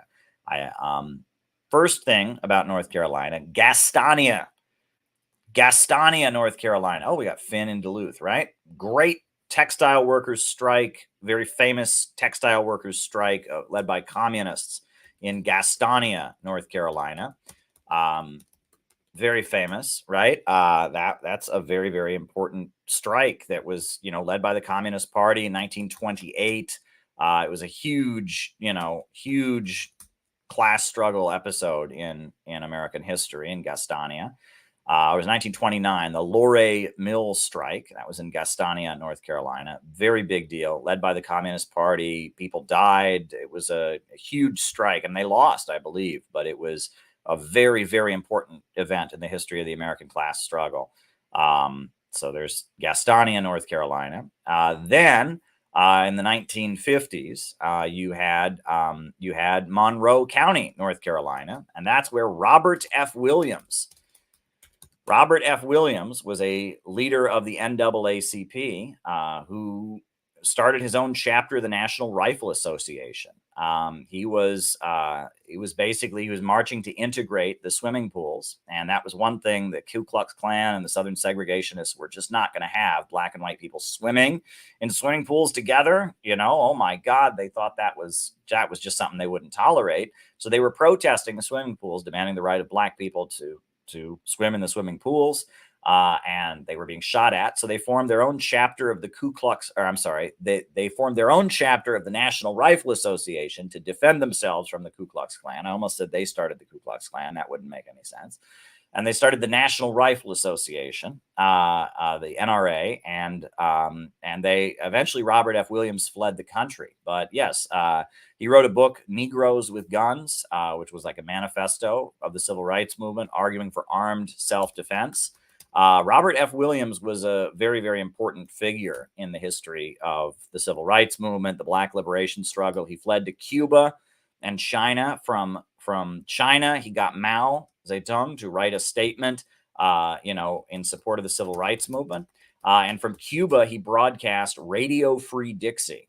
which was a radio broadcast calling for Black revolution in the early 60s from Cuba. So Robert F. Williams was a very, very dynamic figure in the history of the class struggle and the communist movement in America. Robert F. Williams. And then 1979 in Greensboro, North Carolina, you had the infamous Greensboro Massacre, where the Communist Workers' Party held a death to the Ku Klux Klan rally, death to the Klan rally, and the Klan showed up and shot 5 of them in broad daylight. It was a very infamous incident, kind of marked the end. It was kind of part of the tragic end of the new communist movement of the 1970s. I'm working on our new textbook. The second level, right? So I've told you all before that, you all know that we have our CPI educational manual, right? It includes, some original stuff, but also some like classic Marxist text. This is the introductory textbook for what CPI stands for and teaches, right? Well, volume 2 is going to be coming out soon. And in volume 2, there's a big section on the new communist movement. And I've been working on it. I've written like the first draft of it already. I was going over it last night. And so I was thinking about the Greensboro Massacre of 1979, which was a big event, and the Communist Workers' Party and what happened to them. And it was interesting because I'm writing, in the new textbook, I've got a section on William Z. Foster and the history of the Communist Party. Got a section on Sam Marcy and the Marcyite tendency, the history of the Workers' World Party. And then I've got a section on the new communist movement of the 70s. And then from there, I've got a section on divisions in the ruling class and different theories about that have developed about divisions in the ruling class. And then the final chapter is about the history of the Center for Political Innovation and the origin of our tendency and where we came from, and why the Green Book by Gaddafi was the first book we ever published, and what we've accomplished as an organization. And I have a lot of original texts, from the Communist Party, from Sam Marcy, from the new communist movement of the 70s. It's a book about organizing. It's about the unemployment councils, the labor movement, the anti-war protest movement. The second level classes that I'm preparing are about the history of actually getting stuff done in the streets and actually building organizations from the time of the Communist Party right up to today. So there we go. All right. And we have another super chat just in time for me to start answering super chats. So I'm going to answer the Rockfin tip first. There's 2 Rockfin tips that came in, both from Hempcar, and I'll answer them first. And if anyone has any more super chats they want me to answer, I'm going to start answering them. Have you heard of the book Can't Jail the Spirit, Political Prisoners in the U.S.? It was referenced in John Potash's book, Drugs as Weapons Against Us. It's about political prisoners and short bios of each. I think it's important we always remember our comrades behind enemy lines and the work that got them there. Are there, as there lies, instructions to duplicate? Well, yeah, the thing is, so there's long been something called the Jericho movement. Does that still exist? The Jericho movement, right? And that's a group that supports, the Jericho movement. They still have a website, and they support political prisoners in the United States, which are basically former members of the Black Liberation Army and the May 19th Communist Organization, and some of the other groups, the Puerto Rican independence groups that are still in prison, the Jericho movement. And Center for Political Innovation, what we have always said is that we oppose any form of illegal activity. We oppose left adventurism. We oppose terrorism. But many of these people are innocent. And on top of that, it's very clear that in the 1960s and 70s and in the 80s, the U.S. government, even now, has done a huge amount of illegal actions as well, right? We know that Fred Hampton was murdered. We know that COINTELPRO. So on the basis of the fact that no FBI leaders ever went to jail for COINTELPRO, that there should be a blanket amnesty for all political prisoners, right? And that has been our position for a long time, right? That Leonard Peltier, I believe, is innocent. Mumia Abu-Jamal, I believe, is innocent. But not all of those folks are innocent, right? Some of those folks did indeed engage in armed struggle, but they broke the law. But so does the FBI. So does the the law enforcement of the United States, and that there was huge illegal activity done to Black freedom fighters and done to, anti-war activists during these days. So just like, when the Good Friday Agreement was signed in Northern Ireland, they released all the IRA political prisoners in order to restore the country and bring people together. They need to have a blanket amnesty for all political prisoners. I'm really glad that David Gilbert is out of jail. David Gilbert for a long time was a political prisoner. He was involved in one of these armed groups. He did indeed, engage in, some armed activities in the 70s and I think in the early 80s. And he was in prison, but they did finally let him go. I think Governor Cuomo, as he was leaving office, he let him go. I think that, that we should have a blanket amnesty for all political prisoners, a blanket amnesty for all political prisoners in the United States. That doesn't mean we endorse what they did, obviously, right? I'm opposed to any illegal activity. I'm opposed to left adventurism, and, no one should be engaging in armed struggle in the United States at this time. That's outrageous, right? We have the ability to peacefully organize.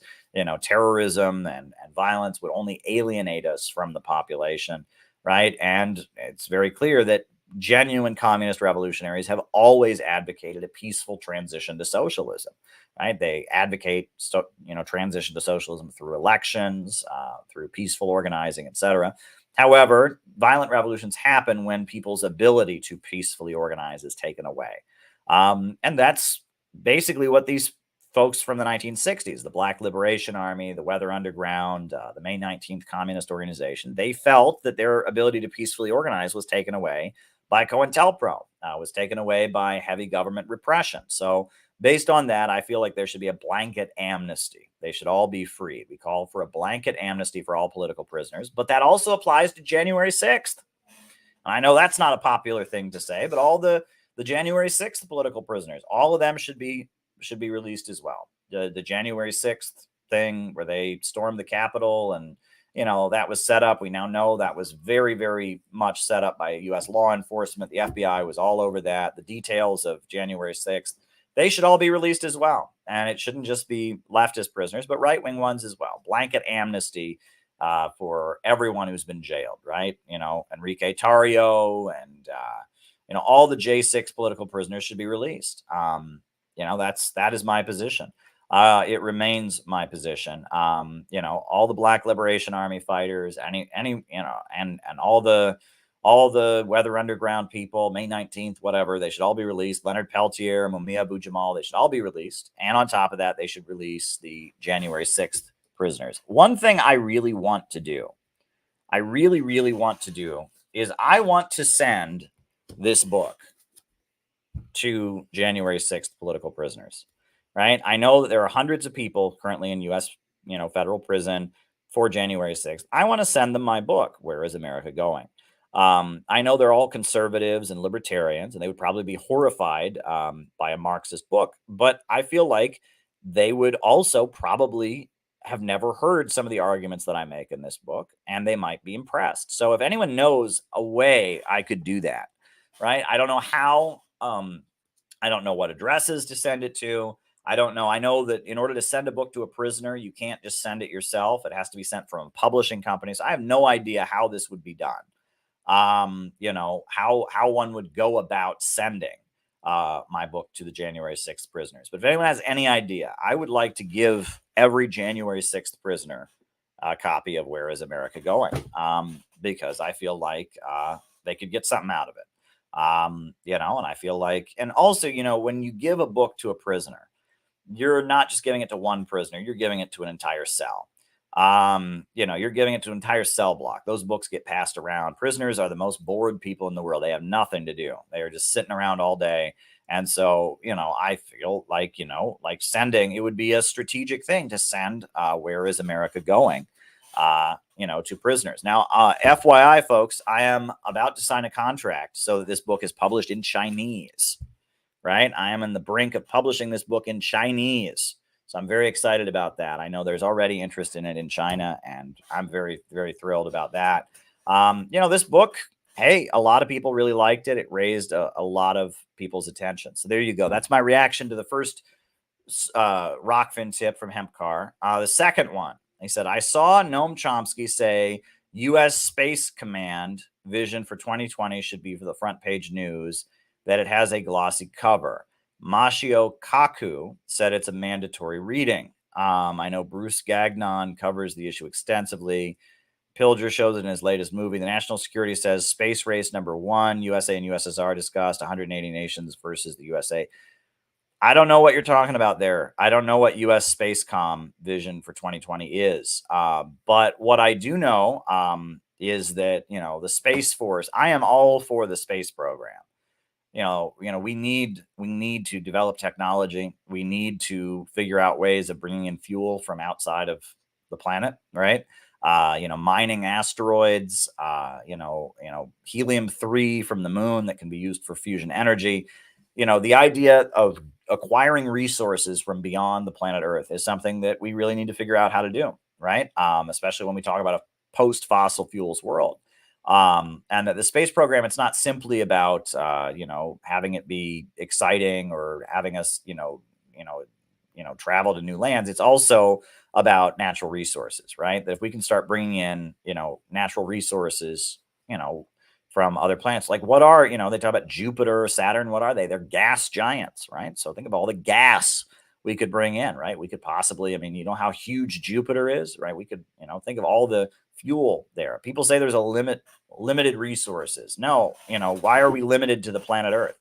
Right. And people laugh at this. They've kind of brainwashed you that if you ever think of, outer space, people just go, oh, that's crazy. Well, why is it crazy? Right. We send probes to Mars all the time. We send, why could we not start acquiring natural resources from other planets? Right. China is already acquiring helium-3 from the moon for its fusion energy program. Why not? Right. There's nothing wrong with the space program. And, but that said, the Space Force, the Space Command is not a good thing. The militarization of space is not good, right? That's different. When people talk about bringing war to space, that is not a good thing at all, right? Space should be about science. It should be about cooperation. Russia, China, the United States going to space together, North Korea going to space together, India going to space together. The space shouldn't be a military confrontation, right? We don't want Star Wars. We don't want Star Wars, right? We want people going into space and cooperating and advancing technology. We don't want war in outer space. Interesting fact, Mashio Kaku, you mentioned him, Japanese-American physicist. He was a member of the Communist Workers' Party. The Maoist communist group, the Communist Workers' Party during the 1970s, the Workers' Viewpoint Organization. It was one of the big communist groups of the new communist movement of the 70s. Mashio Kaku was a member of the Workers' Viewpoint Organization. And he was a peace activist, and he spoke at the People's Anti-War Mobilization Rally in 1980. He was a very prominent figure in in addition to being a well-known physicist, he was a communist. He was very much a communist. And they kind of obscure that now. But, I'm sure that, that his PR team, doesn't want people to know that. But Mashio Kaku, the great physicist, Japanese-American, was a member of the CWP. He was a friend of Jerry Tung of the Communist Workers' Party, that was a Maoist communist group in the 1970s. Little known fact, since you mentioned Mashio Kaku. And of course, mainstream media is not going to mention that when they tell you about him, because they don't want you to get the idea that, that smart people can be communists, right? So, clearly the only reason anyone's ever a communist is because they've never actually talked to anyone who lived under communism. I say that sarcastically, but I've heard that one so often in my life. But yeah, Mashio Kaku, he was in the CWP, and he's still friendly. Now, what's left of CWP, it's fascinating. So CWP, it dissolved in 1985. It dissolved, and it became the New Democratic Movement, which was like a part of the Democratic Party. And after 4 years, it fell apart, and it just kind of became a lot of different nonprofits. And one of the biggest nonprofits that broke away, that came out of the Communist Workers' Party, is called Asian Americans for Equality. It's in New York City. And Michio Kaku is still a member of Asian Americans for Equality. There's also in North Carolina, there is a nonprofit. It's like a church, basically. It's a church called the Beloved Community Center of Greensboro, North Carolina. And the Beloved Community Center, which is like a black church. It's like a black church in North Carolina that does like liberal activism. It is also, it comes out of the Communist Workers' Party, the CWP. It's what's left of the Communist Workers' Party. Reverend Nelson Johnson is the minister who leads it. And it's just kind of a Democratic party, but they do send delegations to Cuba, which is respectable. You know, they send delegations to Cuba, but the Beloved Community Center of Greensboro, North Carolina is also a breakaway from the Communist Workers' Party. Some interesting history there. All right, so now I'm going to start answering super chats. I did the Rumble rants. I'll do the Rockfin. I did the Rockfin tips. Now I'll do the super chats. So hold on, still processing. Says nothing, but I appreciate it. I do appreciate it, and thank you for the super chat. Super chats are always appreciated, even if you don't say anything. We do appreciate it. Any more super chats people want to send are appreciated. Give me something to talk about. That is always good.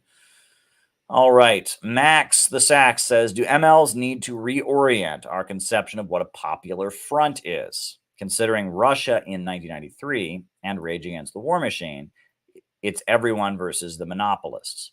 That's interesting. So what is the popular front?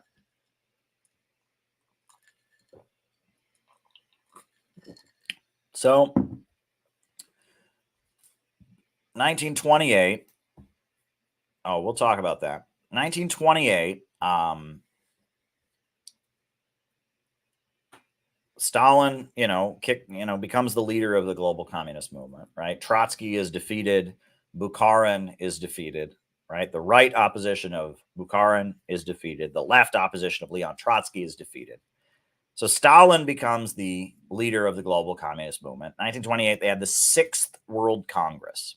And at the 6th World Congress, they announced some very new policies. And one of them was that they were going to fight the Social Democrats because the Social Democrats were the main roadblock to revolution. They opposed the Social Democrats. They called them social fascists, and that they were going to focus on class against class and building a united front from below, meaning they weren't going to seek unity with the Social Democratic leaders. They were going to try to win over the rank and file of the Social Democrats by engaging in activism for the unemployed and building labor unions, etc. The united front from below, class against class.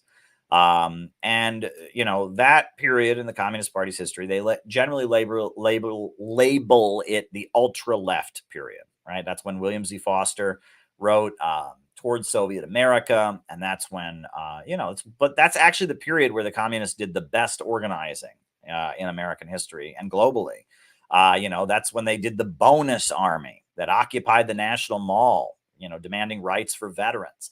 That's when they organized the unemployment councils and put people back into their homes. And that was the period where the Soviet Union's economy was booming. The Western capitalist countries were having the Great Depression. Oh, more super chats are coming in. Great. I'll answer them. And the Communist Party, they basically said, we are leading toward revolution.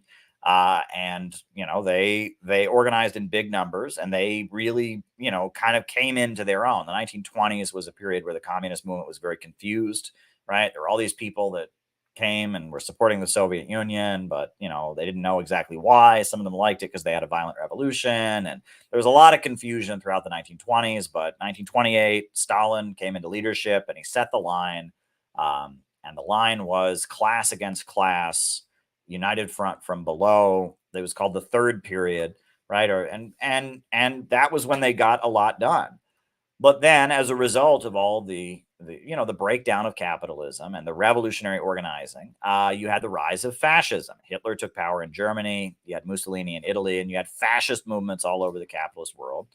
And so, in response to that, at the 7th World Congress, 1935, you had the 7th, and this was the last World Congress of the global communist movement. 1935, the communists shifted their tactic. And at the 7th World Congress, they adopted a policy of building a united front against fascism, which people then started referring to as the Popular Front or the People's Front. But the idea was to unite with even capitalists, anyone who was against fascism, and that communists would position themselves at the center of an anti-fascist struggle. And Georgy Dimitrov was the guy who gave the speech about the Popular Front. And Georgy Dimitrov was a Bulgarian communist who Hitler had tried to blame for burning the Reichstag. And he had defended himself and been freed and ultimately been able to go to, the Soviet Union. He was ultimately found not guilty in a German court, and he went to the Soviet Union. He was able to then be the leader of the Communist International, the secretary of the Communist International, and he gave a speech calling for the united front against fascism. And that's what people generally talk about, the Popular Front, which is the communists align with anyone who's against fascism and position themselves as the most effective anti-fascist fighters. The idea is that capitalism is naturally leading toward fascism. That is the natural development of capitalism in a crisis, which is correct. And so communists can position themselves as the top anti-fascists, and that they have the understanding of where fascism is coming from, and that polarization of society around, are you for fascism or are you against it? That can be the basis of leading to revolution. And it was successful. We know that, in a number of socialist countries, I mean, Eastern Europe, China, People's Korea, that the revolution happened because the communists were the center of the anti-fascist struggle, right? That it was, Yugoslavia, Albania, that communists were able to polarize the country. Are you for the fascists or are you for anti-fascism? And the communists were at the center of the anti-fascist coalition. They were the main core of the anti-fascist struggle, so they were able to take power. Wow, a lot of super chats coming in today. Great. I got a lot of questions to answer.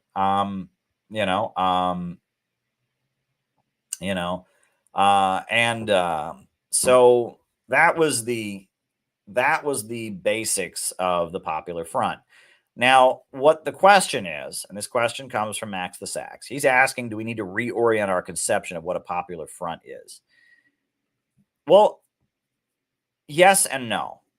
Okay? Because, the Trotskyite critique of the Popular Front, the Trotskyites say that you should be struggling for working class independence, that the working class never aligns with any capitalists. The working class is always independent, and it never aligns with any capitalists. And the Popular Front is a betrayal because it makes the working class movement the foot soldiers of one section of the ruling class against another, and that's a betrayal.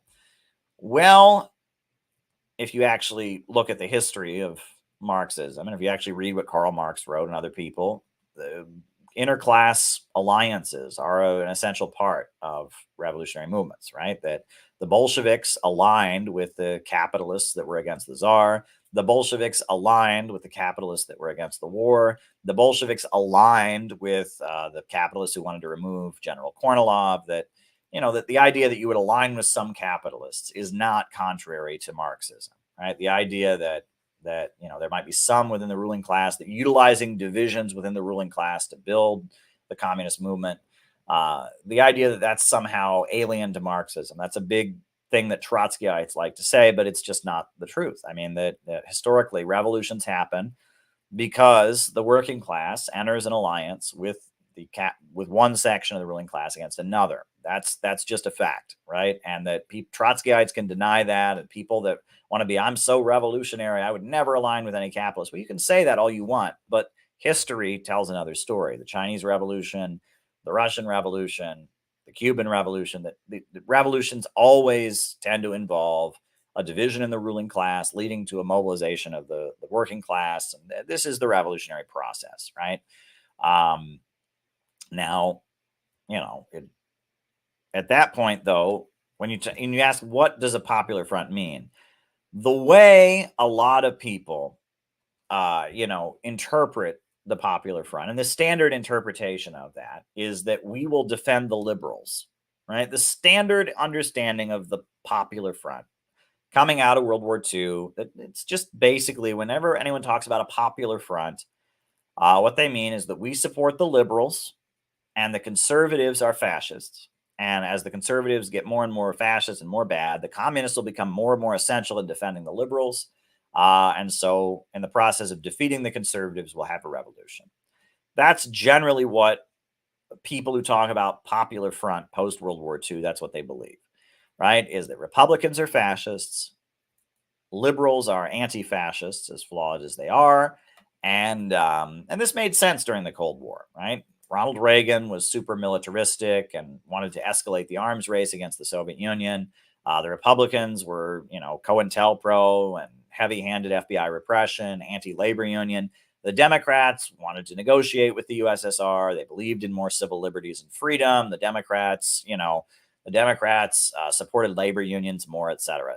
But that's not how it is anymore, right? That conception that the Democrats represent the democratic bourgeoisie and the Republicans represent the fascist bourgeoisie, that's not accurate anymore. Well, the first point, it was never completely accurate because conservatives are not fascists, right? The fascists of Italy, the fascists of Germany, the Nazis, they were not just conservatives, right? They had they were building a mass movement. They were, setting up an authoritarian state. They were, violently suppressing other members of their own class. It was a distinctly different movement, right? And R. Palm Dutt gets into that in his book, Fascism and Social Revolution. He makes clear that, first of all, fascists are just not just regular conservatives, right? It represents capitalism in a crisis, trying to drive down living standards, etc. So that's the first point. The second point is that nowadays the fascism is largely coming from the Democrats and not the Republicans. It is the Democrats, not the Republicans, who are driving us closer to World War III with Russia, and who are the most war hawkish, who want money for Ukraine. It is the Republicans that are saying they don't want money for Ukraine. It's the Republicans, members of the Republican Party, that defend Julian Assange and defend our civil liberties. It's members of the Republican Party that are opposing degrowth policies and making people poorer. And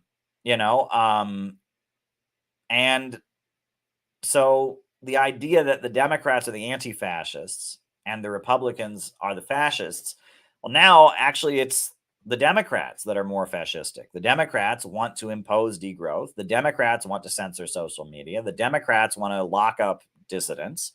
The Democrats want to escalate toward a new world war with Russia and China and are more in favor of militarism. So that conception that it's just out of date, right? So that's the first thing.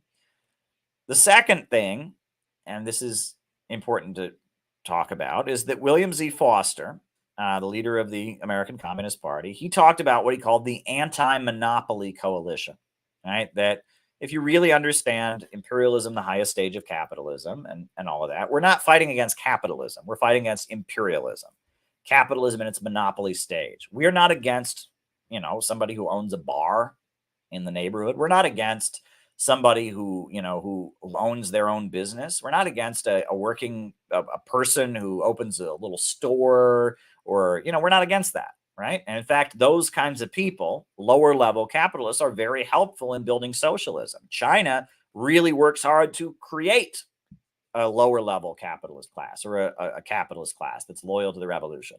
Right. Nicaragua, their greatest strength is those little, those micro entrepreneurs, the micro entrepreneurship program. We're not opposed to capitalism per se. We're not opposed to somebody opening a business that they make for profit. We're opposed to the big, gigantic monopolies that dominate the global economy, right? And in fact, we want to strengthen lower level capitalists, right? In order to have a prosperous socialist society in our time, you need lower level capitalists, right? You need a market. You need a market layer, right? And they have this in Cuba. They have this. They're trying to set one up in People's Korea. Yeah, you need capitalists to some degree or other, but you need to defeat the power of the big monopolies, right? The big oil companies, the big banks, the big military corporations, the ultra monopolies, right? You need to defeat the monopolies and have, the working class control the major centers of economic power that are dominated by these huge monopolies. And that will allow the small business owner to flourish, and that will allow society to become wealthier. And that we're not against capitalism, we're against imperialism, right? That That's really Lenin's development, is that we're fighting imperialism. We're fighting capitalism in its monopoly stage, the domination of the world by big banks and corporations based in Western countries that are keeping the world poor in order to stay rich, and so that they can stay rich and driving down living standards. And if you look at it, the big ultra monopolies are aligned with the Democrats, not with the Republicans. The Republicans represent the lower levels of capital. And I talk about the Yankee and Cowboy War, which is a really, really good book that I quote extensively in my book, Where is America Going? I talk a lot about this, about how, the military for a long time, and even today, you can interpret the fight in American politics as between the Eastern establishment, the old money interests based in New England, the Rockefellers, the Carnegies, the DuPonts, the wealthy New England old money, versus the military-industrial complex, the people that make money from selling bombs and tanks and weapons, and the military-industrial complex, the cowboys, have fought against the Yankees, the Eastern establishment, the old entrenched money interests. And that's why, the Rockefeller family, they were hated by the bulk of the Republican Party. The Rockefellers are liberals. They funded Planned Parenthood. They funded Alfred Kinsey and his research on sex. The Rockefellers, they were Republicans, but they were considered to be liberal. They were considered to be liberal, and that the people that were like the hard right wing of the Republican Party, the John Birch Society, the hard right tended to be lower level capitalists, people like the Koch brothers. The Koch brothers have always been at odds with big oil, right? They are a big oil company, but they are at odds with the four super majors, ExxonMobil, BP, Shell, and Chevron, and the military manufacturers. And that this divide between the ultra monopolists that dominate American politics and dominate the world, and the lower levels of capital, the way that's generally played out in American society has been that the lower levels of capital represent the hard right wing, because they're in with the military industrial complex. They're really anti-union. And as the liberals are the Eastern establishment. The liberals tend to be the ultra rich that say, if we have to have some labor laws, we have to have some protections for working people, if we have to have, and they are big advocates of environmentalism, and that they want to stay at the top. They want stability so they can stay at the top. And they're trying to manage capitalism. They are the managerial bourgeoisie, whereas the lower levels of capital, and I see I've got some more Rockfin tips coming in, so I'll answer those. The lower levels of capital tend to be the entrepreneurial bourgeoisie that just want to make money. And this divide between the Yankees and the Cowboys, Carl Oglesby, who wrote the Yankee and Cowboy War, he didn't come up with this, right?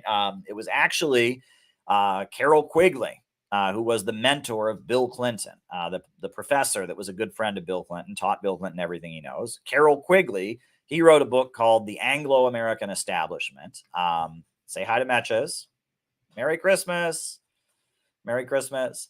He wrote a book called The Anglo-American Establishment. And he wrote another book called Tragedy and Hope, where he basically made this argument that it is the entrenched ultra monopolies that are the liberals, and it is the military industrial complex on the lower levels of capital that are the conservatives. And during the Cold War, the activities of the communists were largely to support the Eastern establishment. The Eastern establishment, the liberals, against the hard right wing, right? It was McCarthyism was the main threat. The military industrial complex was the main threat. And that a lot of the liberal activism was being funded and subsidized by the Eastern establishment, which, the whole hippie counterculture was created by the Eastern establishment.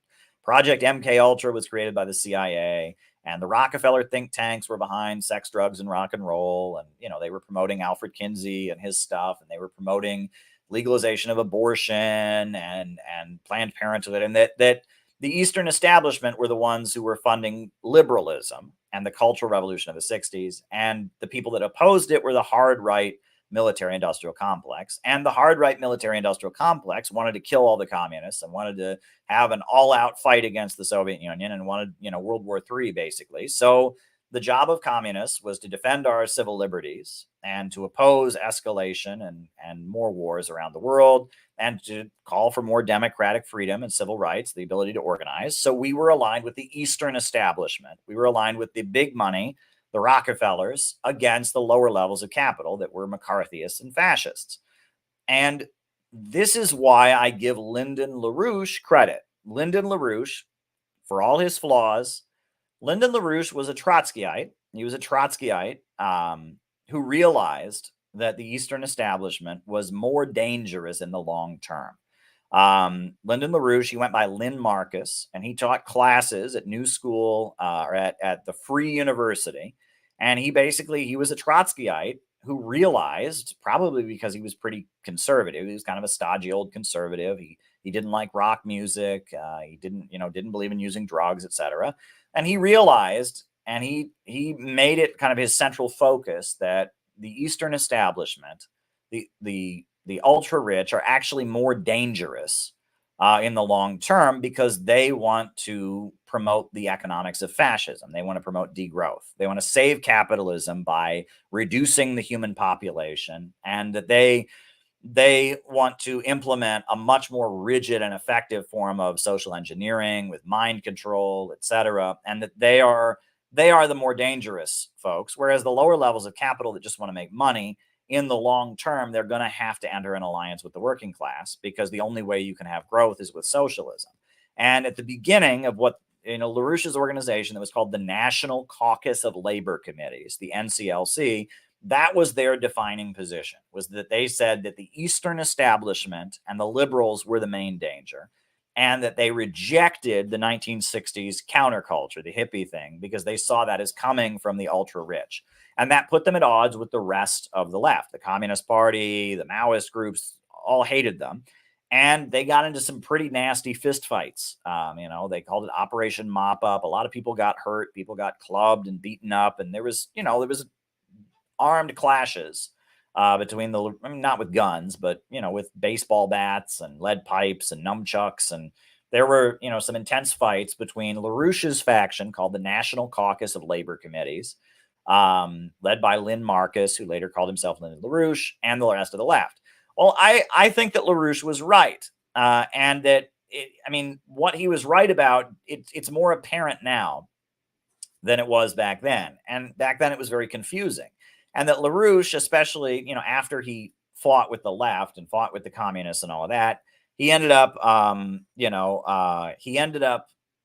aligning with Ronald Reagan and conservatives, and he was very against the Soviet Union in the 80s. And so Lyndon LaRouche he played a negative role, because he made so many enemies on the so-called left. And so then he was very much pandering to Republicans, in the 80s, especially. So, he played a complicated role, and that, LaRouche was constantly reinventing himself. The people they aligned with one day were not the people they aligned with another day.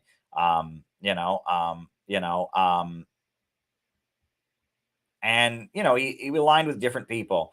But what LaRouche, the basic thesis that LaRouche had, which is that the Eastern establishment, the liberals, are more dangerous than the lower levels of capital, because they believe in degrowth, because they want to socially engineer in order to reduce the population, that they're more dangerous. That's correct, right? That's ultimately right. And that it took a long time. I feel like LaRouche is way more correct today than he was a long time ago. And that's why I give Lyndon LaRouche or Lynn Marcus credit, right? And that he was able to kind of make this argument. But this was the hill he died on. He ultimately isolated himself. The left, they all hate LaRouche. They think they're fascists and Nazis and anti-Semites and all that. And now the LaRouche organization, Lyndon LaRouche died, but the LaRouche organization, they take some very good positions on China and Russia. They're big supporters of the Belt and Road Initiative and all of that. And that's kind of been their defining position.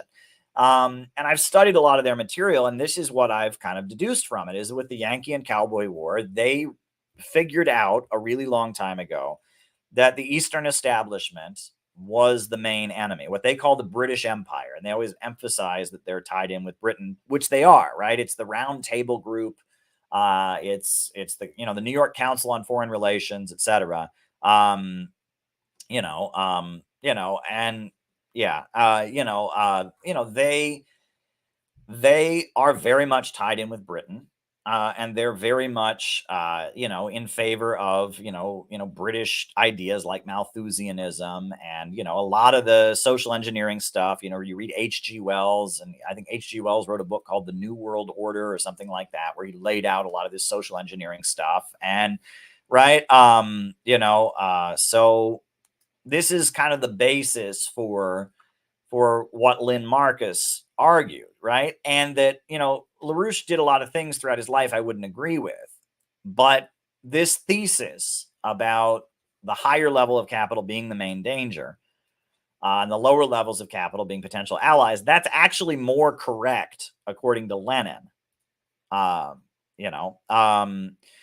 if you read William Z. Foster, his conception and the conception that the Communist Party USA came to in the 1950s was what they called an anti-monopoly coalition, which is that they would align with small businesses, align with lower levels of capital against the imperialists. The working class would be at the center of a coalition against the big monopolies and their drive toward fascism and war. And I think William Z. Foster was also correct. But again, it took some time to play out, right? The post-World War II economic expansion led to a situation where most working class people in the United States were way too wealthy to be interested in class struggle. The 1950s, that house and fence and white picket fence, and that in the 50s and 60s and even up into the 70s, living standards in the United States were amazingly high. They were the highest in the world. And on that basis, class struggle among industrial workers very much decreased, and that the labor unions were very strong in those years, and living standards were very high for the bulk of the working class, but most of the working class was not interested in communism or revolution. And so during the Vietnam War, the communists ended up appealing to pacifism, right? Instead of, you read about the early anti-Vietnam War protest movement, they were trying to oppose the war on a class basis, right? Workers don't fight for the bosses. It didn't work. Right. The way that they got people to oppose the Vietnam War was on a pacifist basis. It tended to be middle class guys, who were going into the military is a very working class thing. Right. The military is a very authoritarian working class place. Right. The military is not a middle class place. Right. Being a soldier is a very working class thing. And that there were a lot of these kids who'd grown up in luxury, right, in the middle class, right? They'd grown up in, comfortable middle class homes, and they were getting drafted to go fight, in Vietnam, which was a very, working class thing to do.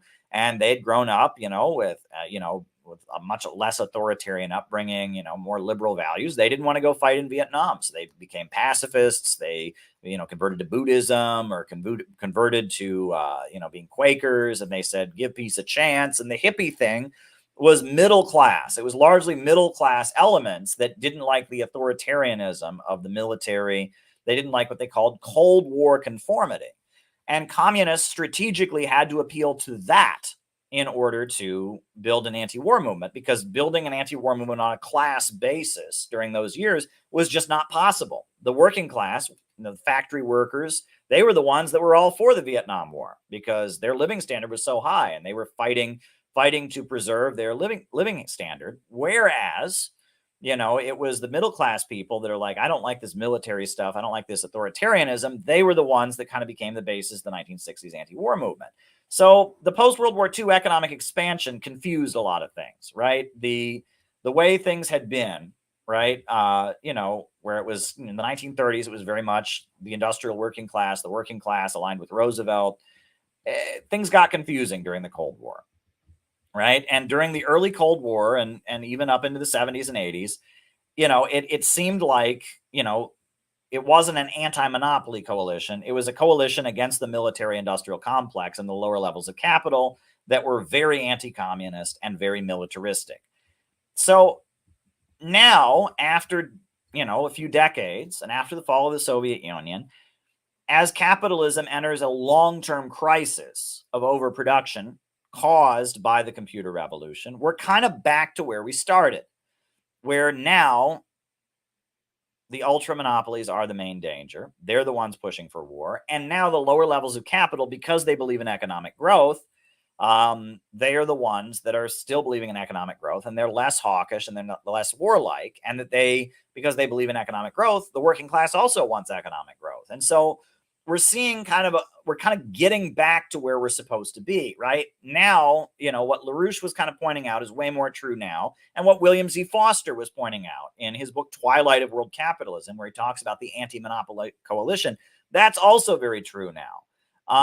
And that we're in a period where the idea that the Democrats are the anti-fascists and the Republicans are the fascists, that's not correct at this point. Right. And so this is when we talk about reimagining what a popular front means. This is a long answer to a very complex question. I wrote a whole book on this very topic. If you want to know about divisions in the ruling class and fascism and Bonapartism, this whole book was written to address this very point. But the idea that the Democrats are the lesser of two evils is wrong. At this point, the Republicans are the lesser of two evils. That doesn't mean we should vote for them. That's not what it means.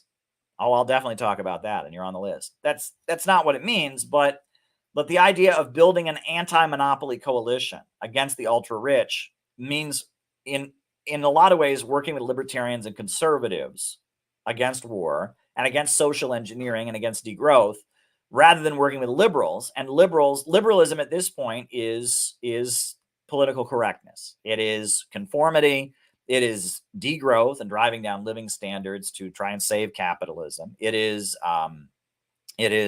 aggressive militarism around the world in the name of social justice, LGBT rights, things like that. And that ultimately it is correct at this time to try and win people in Republican circles and libertarian circles and conservative circles to communism. And it is not correct to defend the Eastern establishment from Donald Trump, right? And that is the thesis. And so it's weird. Like, is this MAGA communism? Right? Well, not really, right? I mean, I never endorsed the brand MAGA communism because I think it's just really bad marketing. MAGA hate communism. They think that the Eastern establishment and the ultra-rich and Klaus Schwab and the World Economic Forum are communists. And communists hate MAGA because, so MAGA communism is just bad marketing. But what I argue in this book is that we need to create an anti-monopoly coalition. And what I argue in this book is that what's happening with Trump right now is the beginning of some kind of anti-monopoly coalition. And that's who we should be talking to. And that's why Rage Against the War Machine is so important. That's why Jimmy Dore is so important. That's why Tulsi Gabbard is so important, even though, bad stance. I mean, that we should be focused on building an anti-monopoly coalition, not on defeating the right wing. And that the orientation that a lot of communists have had over the years is defeat the right wing, fight the right wing. And that's wrong. That is what I have come to the conclusion of, that the main danger is coming from the forces that are aligned with the Democratic Party, the Eastern establishment, the forces that were behind Cold War liberalism. At this point, the Rockefellers, the Eastern establishment, George Soros, the World Economic Forum, the people that are pushing climate alarmism, the people that are pushing hysteria against Russia and China, they are the main danger. That could change. Right? For a while during the Bush years, the neocons were Republicans, right? And they were the main threat. And the lower levels of capital and dissident elements were in the Democratic camp. So it could change. But right now, at this point, the bulk of the American establishment that is pushing for a bigger police state, that is pushing to silence dissent and imprison the Uhuru movement and censor social media, that is driving for war with Russia and China, that is pushing degrowth and impoverishment and austerity, is coming from the left, from the liberals, and that they are the main danger, right? And so the idea of a popular front now wouldn't mean aligning with liberals. It would mean aligning with, or potentially aligning with libertarians, conservatives, and others to stop the low-wage police state and the drive toward a heavily managed degrowth, fascism, and war coming from the liberals. So, that's kind of, when you talk about reimagining a popular front, that has been my whole thesis for the past several years, and that's what this book is about. So I did a great interview on Kim Iverson's show about the book. Is it MAGA communism? In the sense that I'm saying that MAGA is the beginning of an anti-monopoly coalition, right? That's what it is. I've never owned the brand MAGA communism, but I'm pretty sure that people who listened to my ideas and then had some of their own ideas developed MAGA communism. And I mean, look, I don't consider that to be plagiarism, right? All ideas. I didn't plagiarize Lyndon LaRouche. I didn't plagiarize Sam Marcy. I studied their ideas and had some of my own ideas and developed on them, right? And that I'm proud to be part of the intellectual genealogy of a lot of different things. You know, what we talk about on these streams impacts a lot of people, right? A lot of people listen to what we talk about. I made a video, Who's Behind Joe Biden, where I laid out this thesis about divisions in the ruling class. And it got many thousands of views and many people watched it. I think Abby Martin's brother tweeted it out at one point and said, I agree with this analysis. And, I mean, what we've done on this stream and on these streams, the concepts we've developed about divisions in the ruling class and lower levels of capital and Bonapartism and all of that, which is all cemented in this book.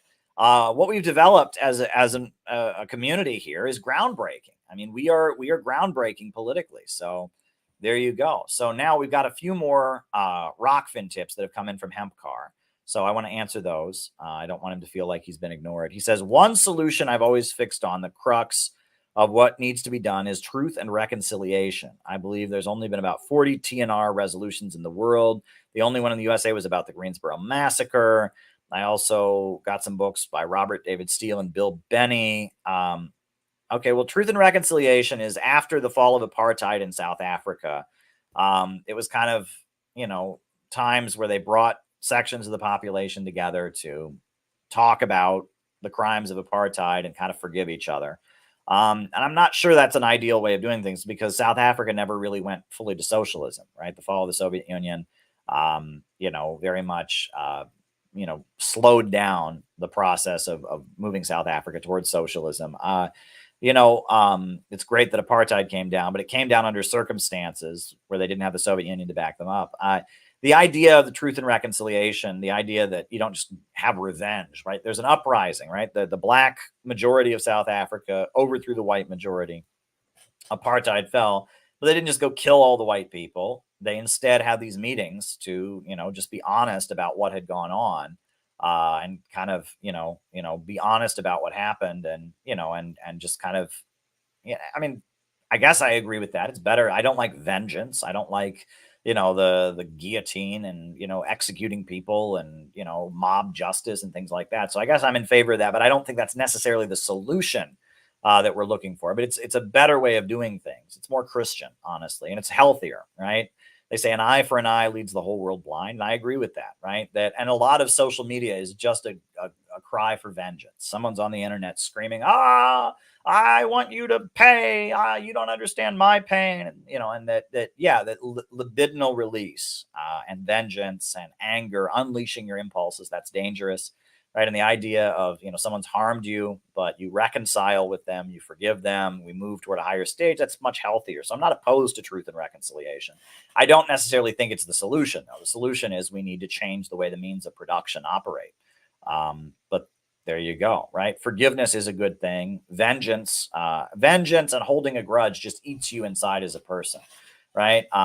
When you forgive someone, you should do it for yourself. Right. You should do it for yourself rather than for somebody else.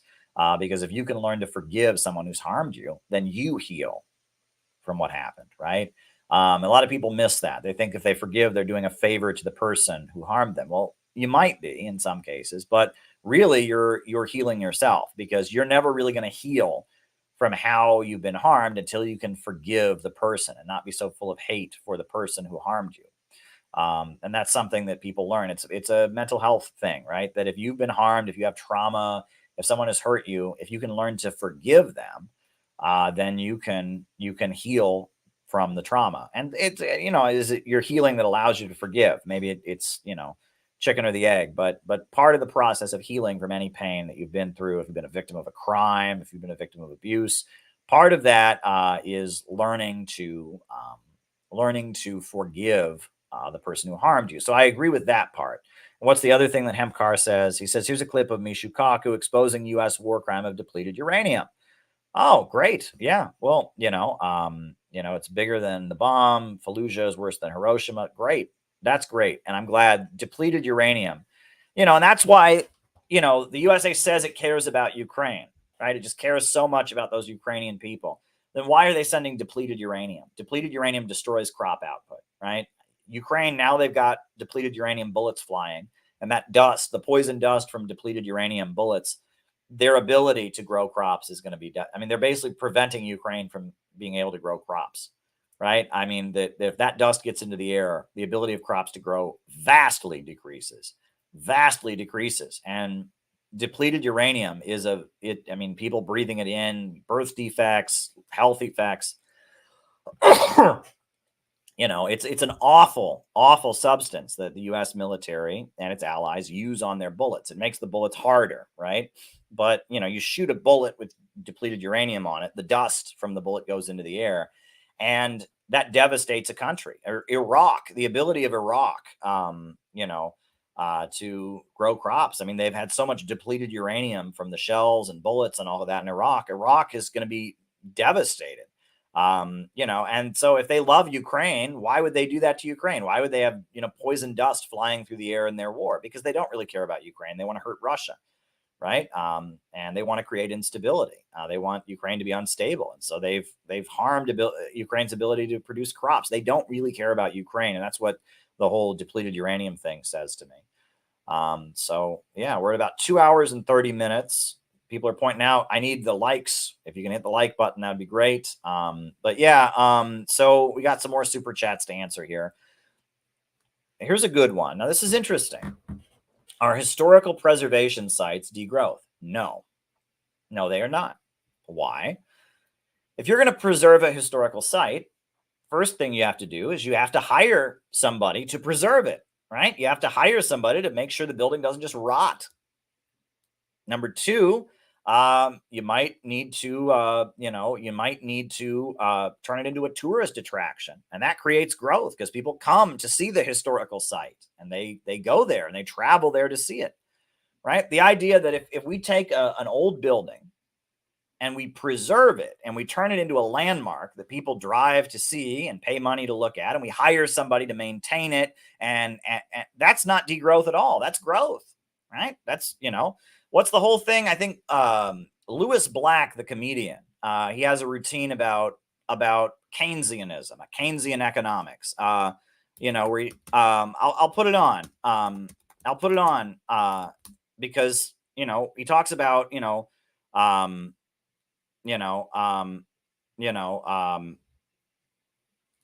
talks about how the government in the time of an economic crisis they build things, right? Right. Let me see if I can find that clip.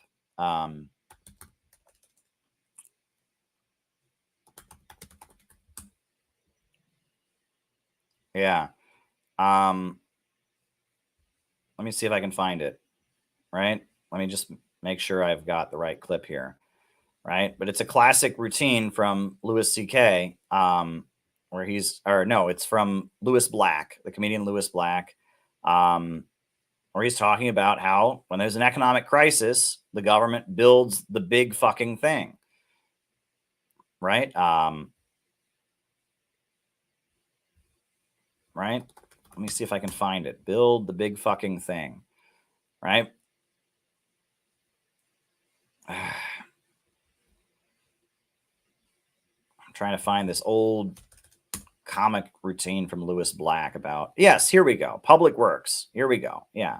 All right. Here, I'll put this on for you. This is the comedian Lewis Black talking about how this is actually one of the main things that you do during an economic crisis. This is Keynesian economics at its best, right? John Maynard Keynes was a capitalist, not a communist, but he said that the Great Depression of the 1930s was caused by underconsumption. People couldn't afford to buy the products. Well, Marx said, no, it's overproduction, but he's pointing to the same problem.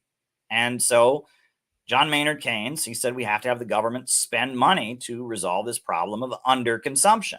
So Lewis Black, I think this was during the 2008 financial crisis, he had this comedy routine about Keynesian economics, which, I mean, is just a great way of explaining Keynesian economics. But here we go.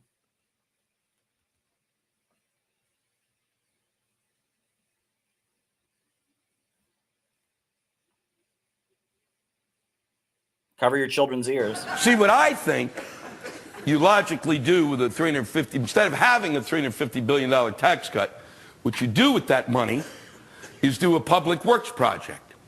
See, what that is you pay a lot of people to build something, okay? And that way you employ people who are unemployed. And then they get money, and they spend it, and that stimulates the fucking economy too!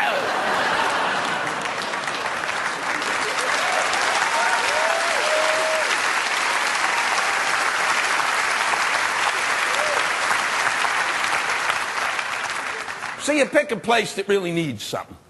You know, a state that could really use it, like Mississippi. Of course, Mississippi, because that's the place that no one has ever thought, boy, I got a vacation, I need 2 weeks in Biloxi. And you go down there and you find a place that's totally in the shitter. You won't have to go far. And what you do is build a big fucking thing. I don't care what it is, as long as it's big and it's a fucking thing. And then the economy will explode because people will say, I gotta see the big fucking thing. And then there'll be a big fucking thing restaurant, a big fucking thing hotel and casino, a big fucking thing spa.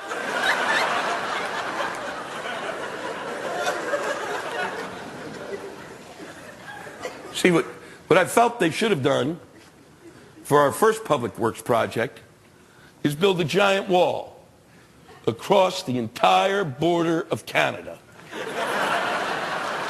Because that's where the cold air comes from.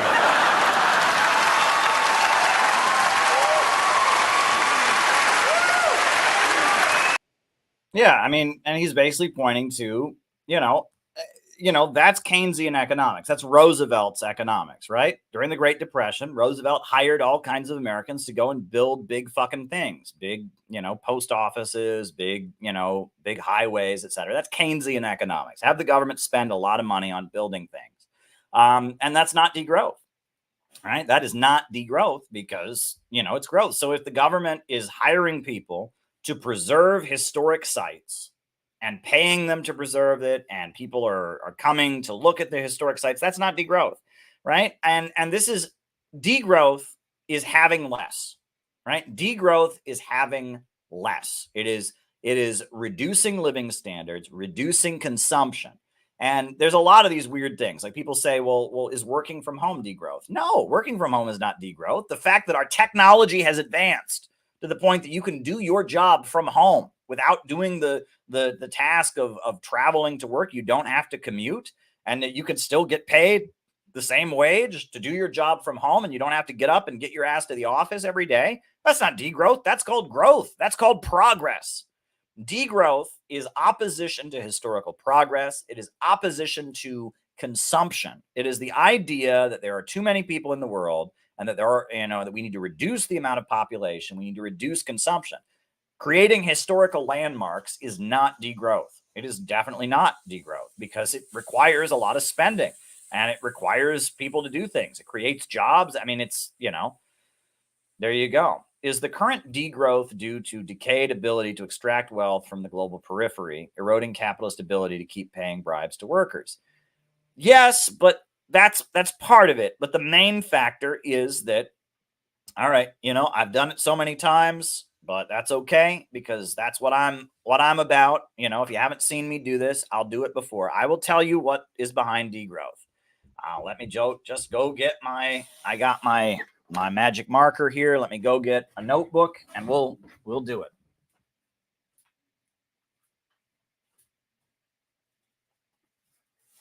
All right. If this is the 100,000th time you've seen me do this, that's fine. Right? We all need to know this. If you want to know what degrowth is about, I will explain to you what degrowth is about, right? And it's the built-in problem of capitalism. It's overproduction and the tendency of the falling rate of profits. This is why they're pushing degrowth right now. Are you ready? Here we go. This is what degrowth is all about. All right. If you are making a product, if you have a product and you need to sell it, you're going to need materials to create the product. So that's A. A is the materials for the product. And you're going to need to ship the product to where it's being sold. So that's B, the shipping. And also you're going to have labor costs to assemble the material and turn them into the product. So that's C.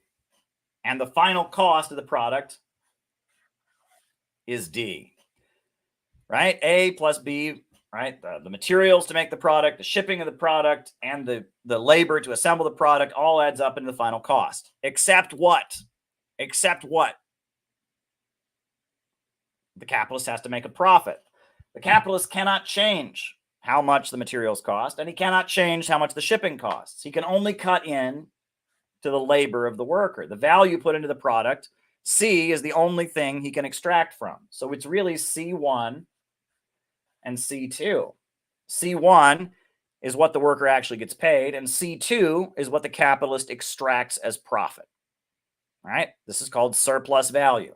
The labor value put into the product is where the profit is extracted from, and the worker doesn't get paid the full value of his labor. And this is surplus value, right? He doesn't get paid. He only gets C1, even though he put all of C from his labor into it. The capitalist profit is extracted from what the worker produces.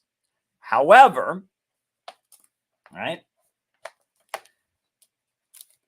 And that's the basis of Marxism. When they talk about exploitation, exploitation doesn't mean it's unfair. It means the worker doesn't get paid all the labor value he puts into the product. That's what exploitation is.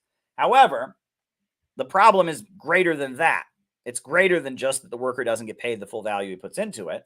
The wages paid out to the worker are C1. That's C1. Those are the wages paid out to the worker. Well, C1 is always less than D. C1 is always less than D. The wages paid out in the process of production are never enough to buy back the products that are produced. All right? And so you always have more products than you have wages paid out to workers. The workers are never able to buy back what they produce. And that's the problem of overproduction. C1 is never greater than D. And they're never able to buy back what they produce. So that's the problem of overproduction. However, there's another problem, which is that the capitalist is constantly trying to reduce his labor costs. He's constantly trying to reduce his labor costs in order to make profits. If he can replace human beings with machines, he can make more profit, right? The fewer workers he has to hire, the more profit he gets to make. However, C, which is the labor that's put into the product, as C decreases, C goes down, C2 also decreases because the profit of the capitalist is extracted from the labor value. So as the role of the worker in production goes down, the profit, the rate of profit that the capitalist is able to extract off of each product also goes down. Right? And so that's called the tendency of the falling rate of profits. And that right now we have a situation where C has never been as low as it is right now. Machines can do anything. Machines can play chess better than human beings can. Machines can trade stocks better than human beings can. Machines can do anything at this point, right? Machines, artificial intelligence, machines, the computer revolution has led to machines doing things astronomically that they've never done before. So the role of the worker in production, C, is lower than it's ever been. And so as a result, C2 is also lower than it's ever been. The rate of profit that the capitalists are making is lower than it's ever been. And there's more products than ever. They're churning out products like ever before, but the ability of the worker to purchase the products is also lower than it's ever been because the role of the worker in production is lower than ever. And the worker, the role of workers in production is lower than ever. And of course, the worker is never getting paid the full value that they produce. There's always more products than there are wages paid out in the process of production. So we are in the biggest long-term crisis of overproduction. And the only way the capitalists can resolve this is with mass destruction. the Great Depression was ended by a mass episode of destruction called World War II. That's how they were able to resolve the Great Depression. World War I was an attempt to resolve the long-term crisis of overproduction that preceded World War I. And that what they do in a time of economic crisis like this, in order to stabilize the economy, they destroy the productive forces in mass, right? They just drive down living standards. They burn looms, they destroy machines, they just do everything they can to roll back the wheels of history and reduce consumption. Right? That's why Joe Biden and BlackRock are trying to reduce the amount of crops that are produced. That's why they forced Sri Lanka to go organic, and then its crop output was a third of what it should have been. And that obviously, that was making a lot of profits on the market of agriculture, because they're trying to reduce global crop output. This is a big part of what Joe Biden is doing around the world. He's trying to make farmers around the world grow less products and produce less food in order to stabilize the food market, right? They are trying to prevent countries in the developing world from building electricity. They are trying to pay less and less wages and living standards. They're trying to get the next generation of Americans to live at a much lower rate. And they're all trying to resolve this problem of overproduction by destroying the means of production in mass, driving down the population, driving down living standards. They can stabilize a capitalist economy amid a long-term crisis of overproduction. That's what degrowth is. Degrowth is Malthusianism. When the French Revolution happened, a British writer, Robert Malthus, he said that the French Revolution happened because the French people were having too many babies. And he said that in order to prevent the problem of overpopulation, you need to kill people off. You need artificial, measures to destroy what he called the useless eaters. The useless eaters, the non-productive consumers, right? And it argues that the problem is that there's just so many people who eat and they don't give anything to the economy. That's what they argue. Well, that's bullshit. Right? Human beings are not useless eaters. And in fact, a human being is the most productive and value-creating entity that ever exists, right? Malthusian economics is premised on the notion of non-productive consumers, i.e. useless eaters. But we all know that the only way a capitalist can make profits is from C. The capitalist can only make profits from C, from human labor. Human labor creates all value. So human beings, getting rid of them is not a way to make everyone richer in the economy. Human beings are the source of wealth. Human labor, human creativity, human intelligence is the basis of all wealth. Human beings are brilliant. They're amazing. And it's our creative power, our ability to go out and work and perform labor that is the basis of all wealth. So more people means more wealth. More people means more ideas. More people means more building and more constructing. So we want more people. The problem is that under capitalism, we have this irrational system where poverty is created by abundance. The more wealth that exists, the poorer everyone gets. And that, people become homeless because there are too many houses. People become hungry because there is too much food. And if you rule out socialism as the solution, the only thing these ultra-rich capitalists think they can do in a crisis of overproduction is drive down consumption, drive down living standards. Well, we say no. We say the banks and the factories and the industries and the centers of economic power should be organized to serve public good and not the profits of a few. And with a rationally organized economy, human growth and productivity can greatly expand. We can utilize the productive power of every human being to build a more wealthy and prosperous society. That's what degrowth is about. Degrowth is an attempt to solve a long-term crisis of overproduction within the narrow limits of the capitalist mode of production. That is my answer. I hope that is helpful, Siord. All right. Thoughts on the Patty Hearst fiasco and the Symbionese Liberation Army. 1970s, there's a group of, I guess they call themselves Maoist communists, and they kidnapped a very wealthy heiress named Patty Hearst, right? William Randolph Hearst, he was like a media tycoon in the 1930s, a right-wing guy who owned a lot of newspapers, very anti-communist. And his daughter was attending University of California, Berkeley, and she got kidnapped. by the Symbionese Liberation Army, which was a strange Maoist communist group led by a guy named Donald DeFreeze.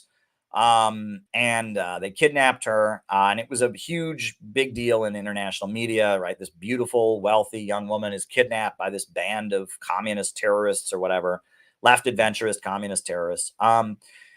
Couple things happened with that, right? First of all, the Symbionese Liberation Army, this goes to show you how nutty these groups are, right? Because that wasn't the first incident that they ever did. The first thing that the Symbionese Liberation Army, it was a group of Maoist communists in San Francisco, is they killed Marcus Foster, right? That was their first, act, is they killed this guy, Marcus Foster, right? And this was so wrong, right? So Marcus Foster, he was the first black superintendent of schools in Berkeley, in Oakland, California, right? He was the first black superintendent, right? It's a mostly black city, and they had the first black superintendent, a guy named Marcus Foster. And Marcus Foster, I'll put his picture up here. He was the superintendent of Berkeley, or of Oakland, California schools. And I guess he had a policy that the students had to carry ID, right? So the Symbionese Liberation Army were a group of Maoist communists, like, Weather Underground, hippie kind of terrorist, left adventurist, kind of people. And so they had this idea that they would inspire all the black youth of Oakland to rise up against the government by murdering Marcus Foster. And so they killed Marcus Foster. Because and it was awful, because Marcus Foster was well loved in the black community, the first black superintendent of schools. And they assassinated him because they thought it would spark a revolution. This is what left adventurists often think. They think if we just go out and do something crazy, if we just go out and kill somebody, we just go out and burn something, it'll inspire everyone to rise up. Well, no, what that generally does is make people think communists and revolutionaries are crazy and dangerous and stay the hell away from them, right? And it enables a government crackdown on leftists, right? Terrorism, left adventurism tends to have the opposite effect. So the Symbionese Liberation Army, they went and killed Marcus Foster. And they didn't just kill him, mind you. They killed him dead, right? That's an expression. They killed him dead. They didn't just shoot him. They shot him with bullets that were hollowed out with cyanide. He didn't have a chance. Those bullets went into him. He was dead. They killed him dead. They hollowed out bullets and they pumped cyanide into the bullets. They shot him and they shot him dead. He didn't have a chance. They killed Marcus Foster. And they thought that was going to cause all the black students of Oakland to rise up against this authoritarian policy of having ID. It did the opposite. It made everyone think, wow, there's a bunch of crazy, crazy people. There you go. A bunch of crazy, crazy people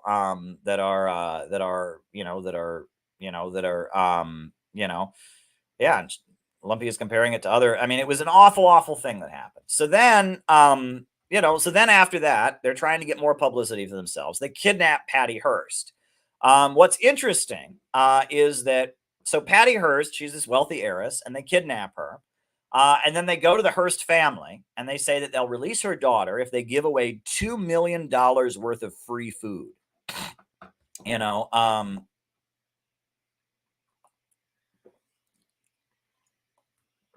million worth of free food. And so they provide $2 million, and all the food has their manifesto stapled to it, right? They have this manifesto about what they believe in. And so the Hearst family gives away $2 million of free food to poor people in Oakland, California. And the food has a manifesto of this communist group stapled to it. Now, what's interesting is the mainstream media at the time went out of its way to just say that if you got this food, you were a bad person, right? This poor young woman's been kidnapped and these terrorists are demanding this food be given away. And they said that if you went and got some of this food, you were bad. And Ronald Reagan very famously said, he was the governor of California at the time, quote, "I hope there's an outbreak of botulism," which is an awful thing to say, but basically said, anyone who eats this food, I hope that they die. I hope they get food poisoning and die. What an awful thing to say. But regardless, the Symbionese Liberation Army, the free food was distributed. And thousands and thousands and thousands of people lined up to get the free food. And Sam Marcy of the Workers' World Party, he pointed out that was actually kind of a good thing the Symbionese Liberation Army did in a way, because it showed how many people. This was the good old days. This was when the post-World War II economic expansion was still happening. This was the early 70s. And there were still thousands and thousands of people, even though the mainstream media said you were a bad person, how dare anyone get any of this free food, thousands of people lined up to get the food. And it showed that there was still a huge amount of poverty in America, right? And it forced the mainstream media to acknowledge that there were all these very, very poor people in Oakland, California, right? And that thousands of people lined up. Another thing that happened was the police were angry that all these black people, these poor black people, were getting free food. So they started throwing turkeys at people's heads, and just started like throwing turkeys at people's heads. And there was like rioting that broke out because the police were angry at the poor people for getting the food. And so the police started, beating up the poor people getting the food. Awful. It was a crazy situation. I guess eventually Patty Hearst joined the Symbionese Liberation Army. They converted her to being a communist, and she called herself Tanya. I guess there was a woman who helped Che Guevara. Her name was Tanya. So she took on the name Tanya, and she became a member of the Symbionese Liberation Army. She had her new name. She was Tanya. Their symbol was like a rattlesnake with many heads, and Patty Hearst converted to being a communist, and she helped them do some robberies. She helped them rob some banks, and they called it Stockholm Syndrome. That's where if you're held captive by somebody, they convince you and they convert you. And so, yeah, Patty Hearst, here she posed for a picture and she announced, she didn't go back. They convinced her, after the family gave the free food, she started posing with the rattlesnake, and she had her gun, and she was a member, and she robbed some banks with them. Long story short, they eventually caught her. She went to prison for a few years for being part of the terrorist group, for robbing banks. The whole thing is really, really strange. Even weirder, right, is that there's like another story that's tied in with this, which is Sarah Jane Moore. Sarah Jane Moore. So, right? So all this free food is being given away in Oakland, and the FBI is thinking maybe people that work with the Symbionese Liberation Army, with the terrorist group, maybe maybe they'll be helping give away the free food. So they hired this woman named Sarah Jane Moore to infiltrate the group of people that were giving free food away, right? And to see if there was any of them that knew about where the Symbionese Liberation Army was. This woman, Sarah Jane Moore. So Sarah Jane Moore, she's an FBI informant. The FBI sends her to help give away the free food and be like a spy. So Sarah Jane Moore is so impressed with the Symbionese Liberation Army that they're giving, all this free food away to poor people. And, she's talking to the other volunteers that are like kind of impressed with the Symbionese Liberation Army. She reads the manifesto. And so she's actually kind of blown away.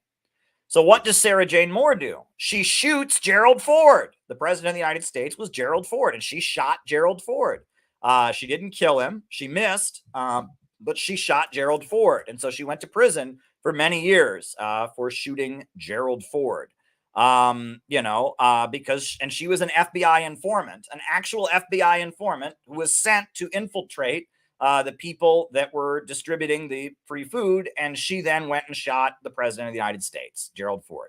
It's a very, very weird story, but I get conspiratorial, right?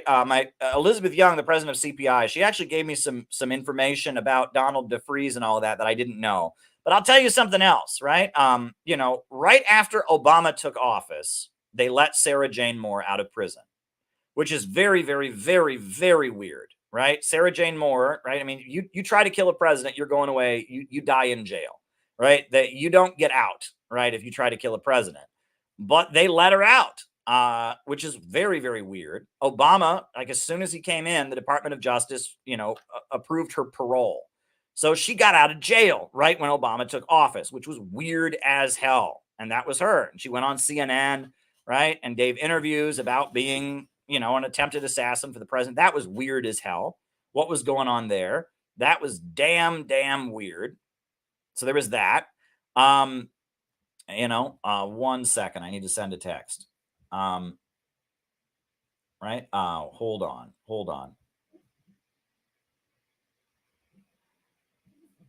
Okay.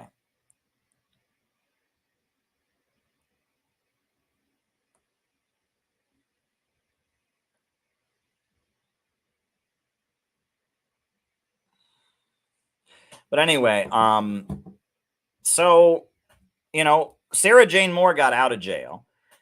And after she got out of prison for trying to kill Gerald Ford, right? She went to Israel. And, she was on parole. You're not allowed to leave the country if you're on parole. She went to Israel. And then she came back to the United States and did 8 months for breaking her parole, which is weird as hell, right? Generally, and that makes me think like she'd been promised she could stay in Israel or something. It was weird as hell, right? Very, very weird. But yeah, so after she got out of prison, she went to Israel. She violated her parole and went to Israel, right? And after she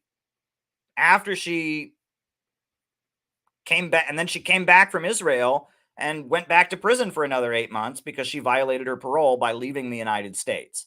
That is weird as hell. That whole situation is weird as hell. So you asked me about the Symbionese Liberation Army. You asked me about Patty Hearst. There's so much weird going on there. I don't know where to begin with. Why did they murder Marcus Foster, the first black principal in Oakland? They recruited Patty Hearst, and then the whole Sarah Jane Moore thing. It's a really weird story. Left adventurism and terrorism is bad. Okay, genuine communists have always opposed that kind of thing. We want to build a mass movement among the people. We don't want to engage in acts of violence to alienate the masses of people, right? The masses of people are the real heroes. They're the makers of history, and that you don't make history by going out and doing some exciting act of violence to inspire people to rise up. That's not how history was made. Next question. Merry Christmas. What's the best book on the history of the USSR, especially if it goes pre-revolution through Stalin? Well, glad you asked, because this is the book that I learned the most from, right? If you want a good book on the history of the Soviet Union, pre-USSR through Stalin, History of the Communist Party of the Soviet Union short course. Right? This is the official history published by the Communist Party of the Soviet Union. It's great. I learned so much from this book. It's written in very, very clear language. History of the Communist Party of the Soviet Union short course. It was the official history book that the Soviet Union published in 1936. It's very to the point, very clear. That is the book that I learned the most from. It goes over the history of the Marxist movement in Russia, the Narodniks, the Mensheviks, the Bolsheviks, the terrorists. It talks about the Kornilov reaction. Then it talks about the workers' opposition and the various fights within the Bolshevik Party, the Trotskyite opposition, the Bukharinite opposition, the Soviet Constitution of 1936. I would recommend, if you want a book on the history of Soviet communism and how it developed up into the Stalin years, History of the Communist Party of the Soviet Union short course, which is available online. It's an old book, published in 1936, but it's very clear, very to the point. You understand the concepts. That's the book I would recommend. If there's any book I would recommend, it would be that. Also, though, while we're at it, I have always enjoyed these two volumes, right? So two British politicians in the Labour Party, Sidney and Beatrice Webb, they wrote these two books, Soviet Communism, A New Civilization, volumes 1 and 2. And I have always enjoyed them. It gives you kind of an understanding of the Soviet system, how it was set up. There's two thick volumes, and it just goes into great detail about how the Soviet government is run. Soviet Communism, A New Civilization. It's volume 1 and volume 2. Soviet Communism, A New Civilization, Sidney and Beatrice Webb. I recommend those books as well.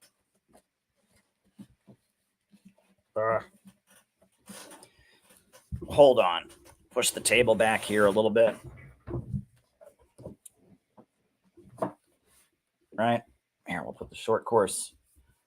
Right, so Soviet Communism, A New Civilization. I recommend that. You know, this book is probably very hard to find. I really enjoyed it. It was written in the 80s by Albert Szymanski. Albert Szymanski was a Maoist who was originally against the Soviet Union, thought they were social imperialists, but he changed his view. And he wrote this book, Human Rights in the Soviet Union, which is actually a very, very good book. You can learn a lot from this book, a lot of amazing information. Human rights in the Soviet Union. You learn about the different nationalities, how they dealt with that in the Soviet Union. Soviet policy towards Islam. I mean, this is a very, very good book. Human Rights in the Soviet Union by Albert Szymanski. So I also really enjoyed 6 Months in Red Russia by Louise Bryant.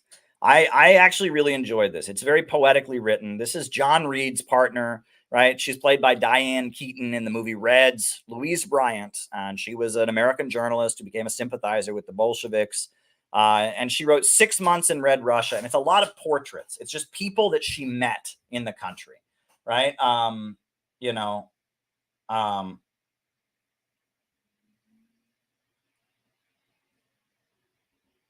people that she met in the country. You know, it's you know, 6 Months in Red Russia. I enjoyed that.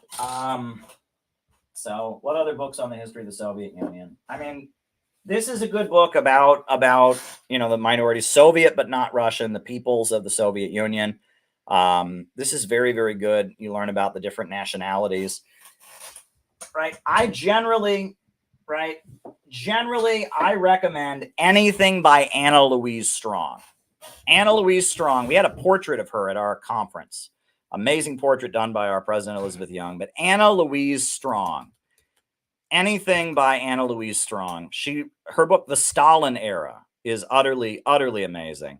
You know, and that Anna Louise Strong was an American journalist who lived in the Soviet Union, who was a good friend of Mao and eventually died in China. Here's a picture of her with Mao. I guess this is the famous picture of Anna Louise Strong. You know, and all of her books are online. There's PDFs of all of them. And I would love to popularize Anna Louise Strong. I really like Anna Louise Strong. She was an American journalist and advocate of the rights of children. She campaigned for the rights of children. And she eventually, you know, she went to the Soviet Union. She lived in the Soviet Union. And she eventually came back to the United States, and then she moved to China, and she was a good friend of Mao Zedong. She was a great, great, amazing human being. And her writing is very, very American and patriotic. She was a patriotic American, and she loved the American spirit. Her father was a minister, you know, and, you know, she brought with her that kind of optimistic, constructive. She talks about what it means to be an American, how Americans are motor-minded people who want to build. They were the sons of pioneers, but how the Soviet Union were the new pioneers. She was utterly amazing. Here she is with Mao. You know, in her final years, she lived in China, and she was good friends with Mao Zedong. You know, in China, they knew her as the paper tiger lady because Mao's famous quote about the imperialists and all reactionaries are paper tigers. He first said it in an interview with her. She's in the Little Red Book. In the Little Red Book, there's, you know, sections from her interview. Talk with American correspondent Anna Louise Strong. Anna Louise Strong was an amazing woman. So anything by her, you know, her book, she wrote a book called The Soviets Expected It, about World War II and how the Soviets were preparing for the Nazi invasion. She wrote a book called The Stalin Era, which was after the death of Stalin. She wrote what Stalin was like, and she was basically defending Stalin from Khrushchev. An amazing book, The Stalin Era. That was one of the first books of hers I read, and I shook as I read it. I was a high school student. It was some of the most revolutionary writing I'd ever read. If you can ever read The Stalin Era, here, I'll send you the PDF of The Stalin Era by Anna Louise Strong. It's some damn good writing. You know, I mean, and she just describes what the Soviet Union was like, what it meant to her. Here's the link. I'll send you the PDF of The Stalin Era. It's just amazing writing. The Stalin Era by Anna Louise Strong. You know, print copies of it might be hard to find, but here's the PDF. It's an amazing, amazing book written basically as a rebuttal to Khrushchev's secret speech about her experiences living in the USSR. The Stalin Era by Anna Louise Strong. Just an amazing book. So I am all about Anna Louise Strong. I'm all about it. I am all about it. All righty. All righty. Next question. Can you explain the causes of the Sino-Soviet split again? Merry Christmas. Okay, interesting question, but hey, whatever I can do for you, Balthazar. Sino-Soviet split started. Well, look, the first thing that was the basis of the Sino-Soviet split is you have to remember China was deeply poor. It had not industrialized yet. It was a deeply, deeply poor country. And they had the revolution, and the Soviet Union was helping them industrialize. The Soviet Union was helping them build their first power plants and their first steel mills. And it was, helping them. Stalin died in 1956. Khrushchev came in and gave a denunciation of Stalin, which at first China embraced it. They first supported it because they said, hey, and they had de-Stalinization in the USSR, and they had in China, they had the 100 Flowers campaign, they called it. And at first, China was kind of liking Khrushchev, but then it became clear that Khrushchev wanted to not fight American imperialism, that he wanted to basically call off anti-colonial revolutions around the world. Because he said the USA had the atomic bomb, and because the USA had the atomic bomb,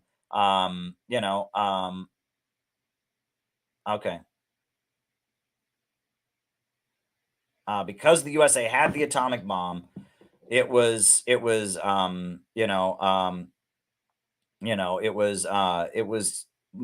too dangerous for anti-colonial countries to have revolutions. The people of South Africa, the people around the world that are struggling against colonialism, they can't have a revolution. Well, China believed in communist revolution, and Mao had led an armed revolution, and they did not accept Khrushchev calling off third world revolution. So China published a number of documents kind of making its critique clear. One of them is a very, very good book called Long Live Leninism, which I recommend. A very short book they published, Long Live Leninism, which was a subtle critique of the Soviet Communist Party, which is very much worth reading.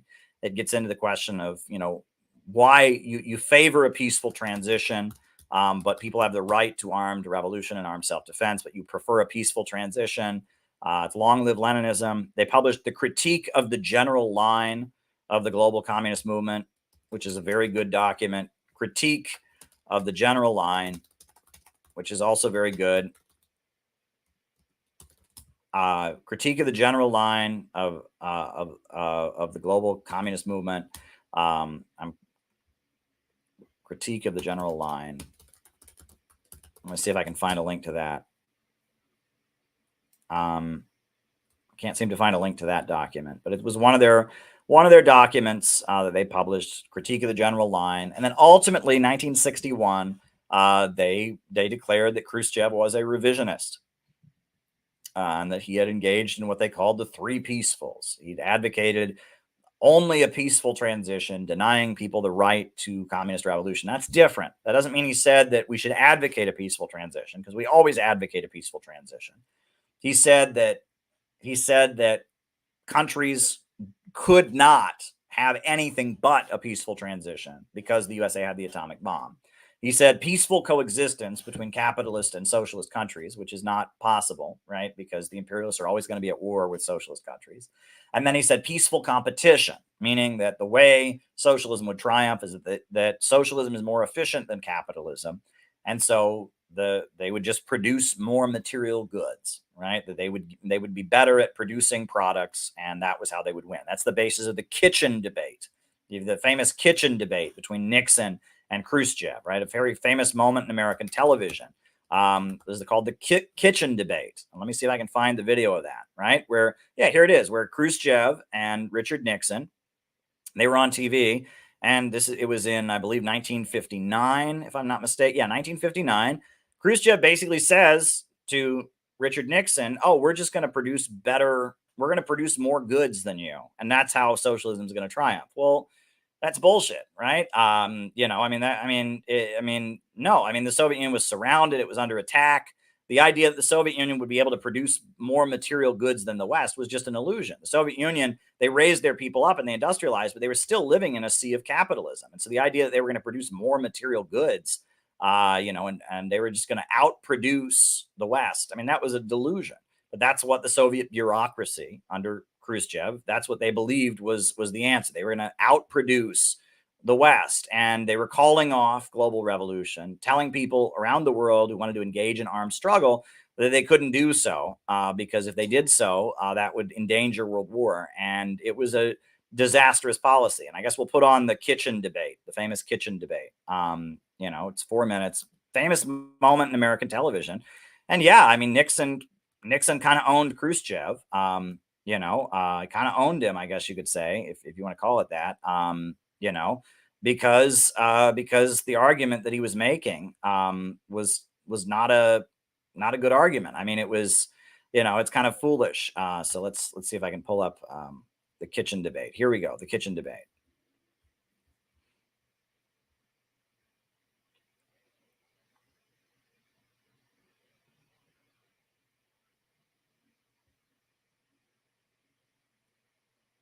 We wish you success.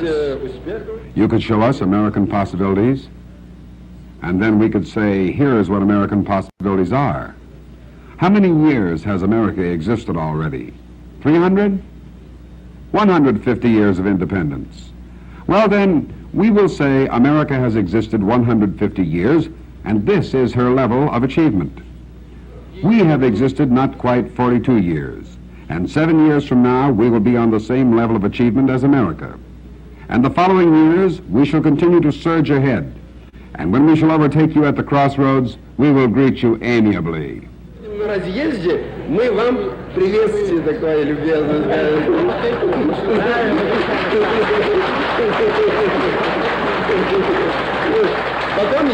And after that, if you wish, we can stop and tell you, please follow us.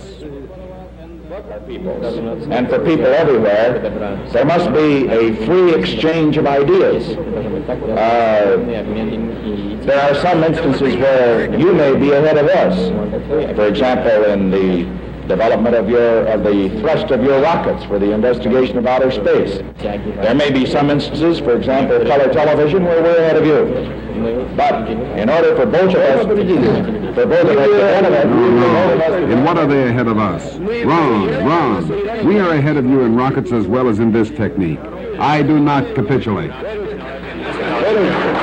Where do you see the picture? Это я вам фору вперед даю.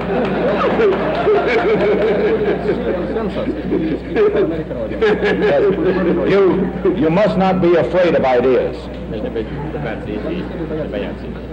That's what we're telling you. Don't be afraid of ideas. We have nothing to fear. The time has passed when ideas scared us.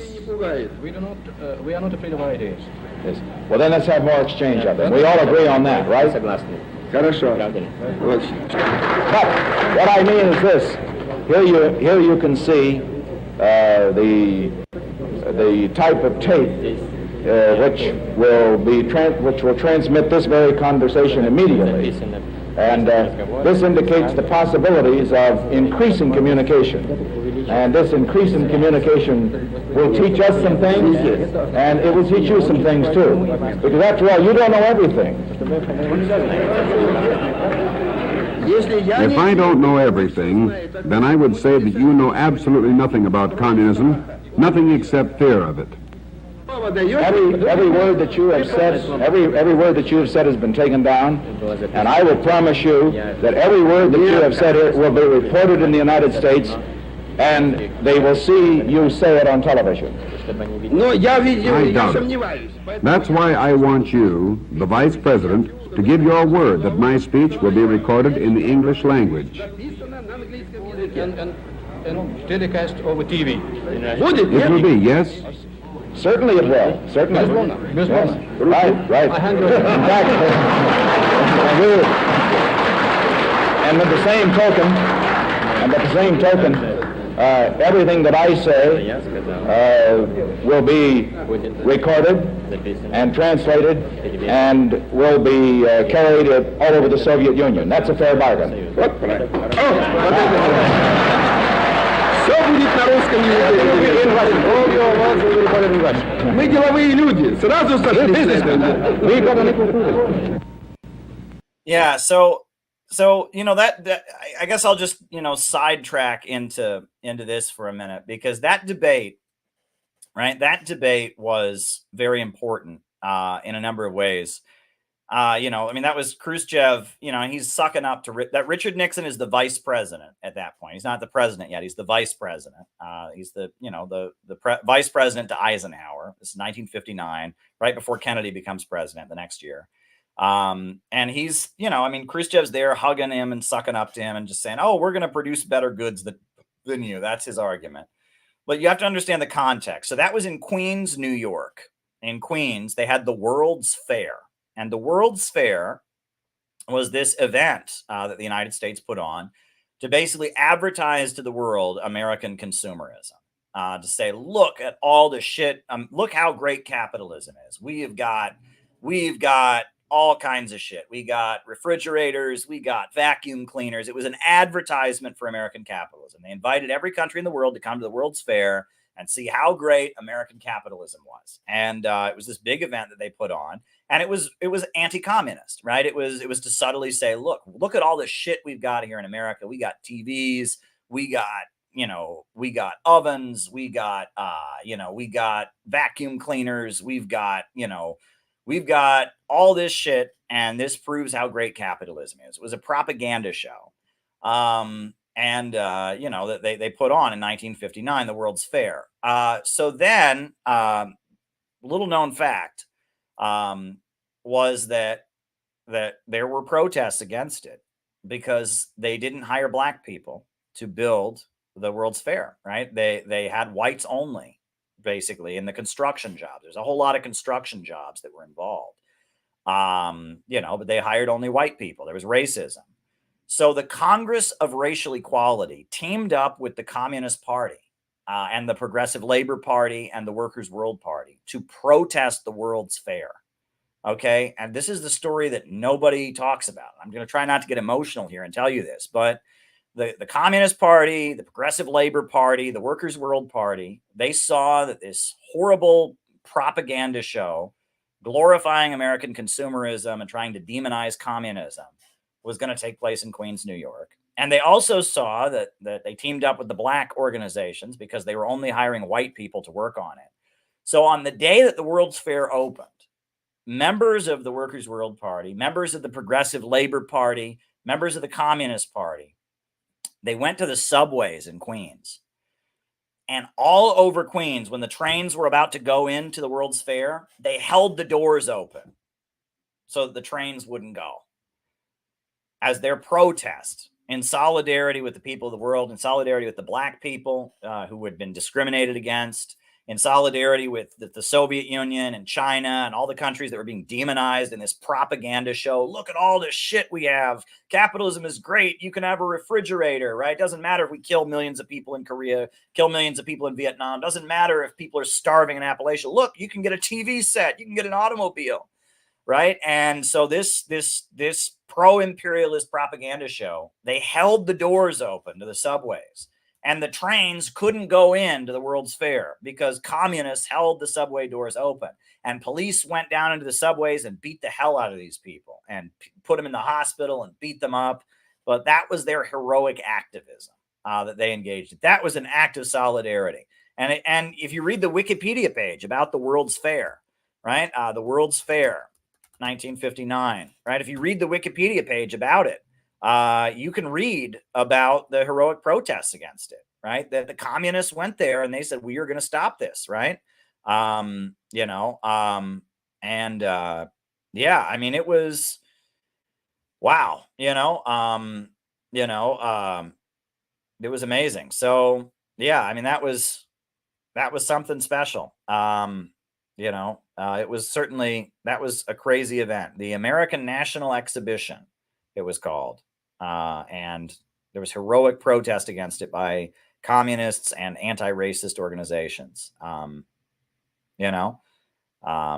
there you go.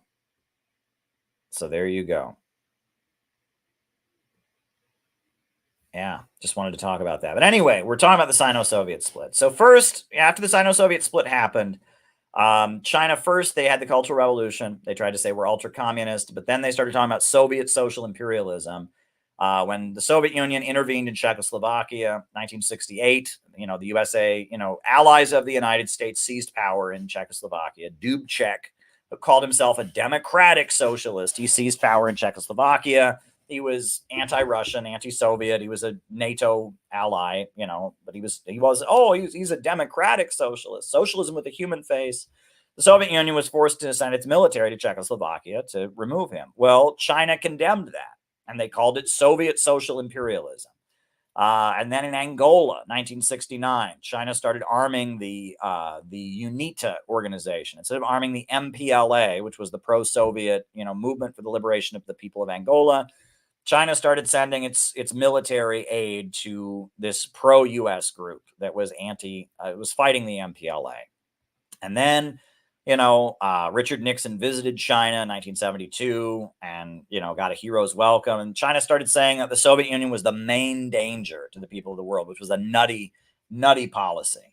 It was very tragic. But, the Sino-Soviet split, I would say at the beginning, Khrushchev was wrong. Khrushchev, calling off world revolution. Khrushchev was a disastrous leader. If you go to Russia, people in Russia, Russian communists, others say that Khrushchev was an awful guy.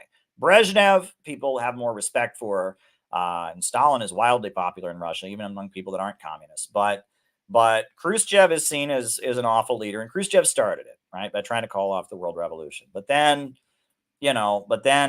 by the early 70s, China was so anti-Soviet, they were aligned with American imperialism. But they had no choice. They'd been isolated. They needed to do business with somebody. They were so cut off. And the Sino-Soviet split was a disaster.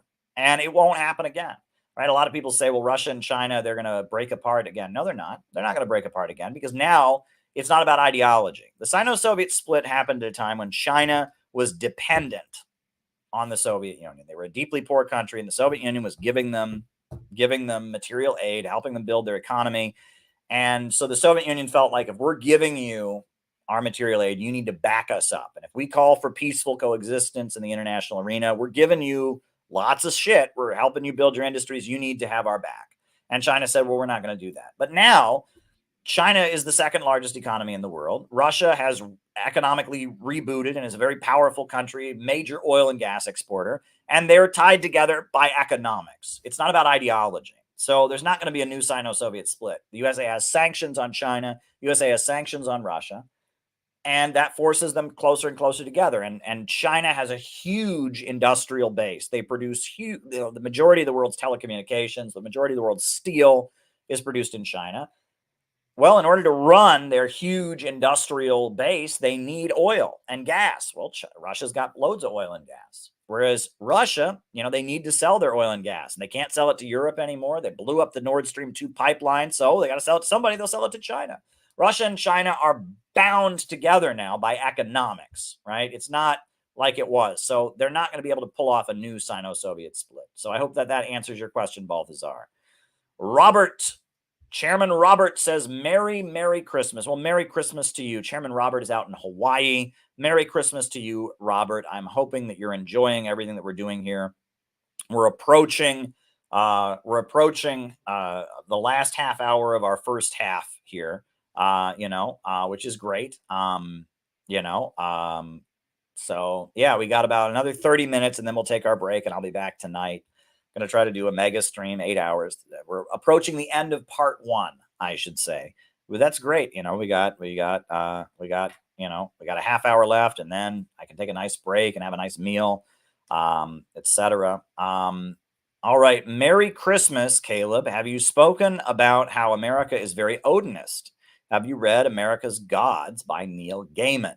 And any good books on the Odinist nature of America? Santa Claus as Odin.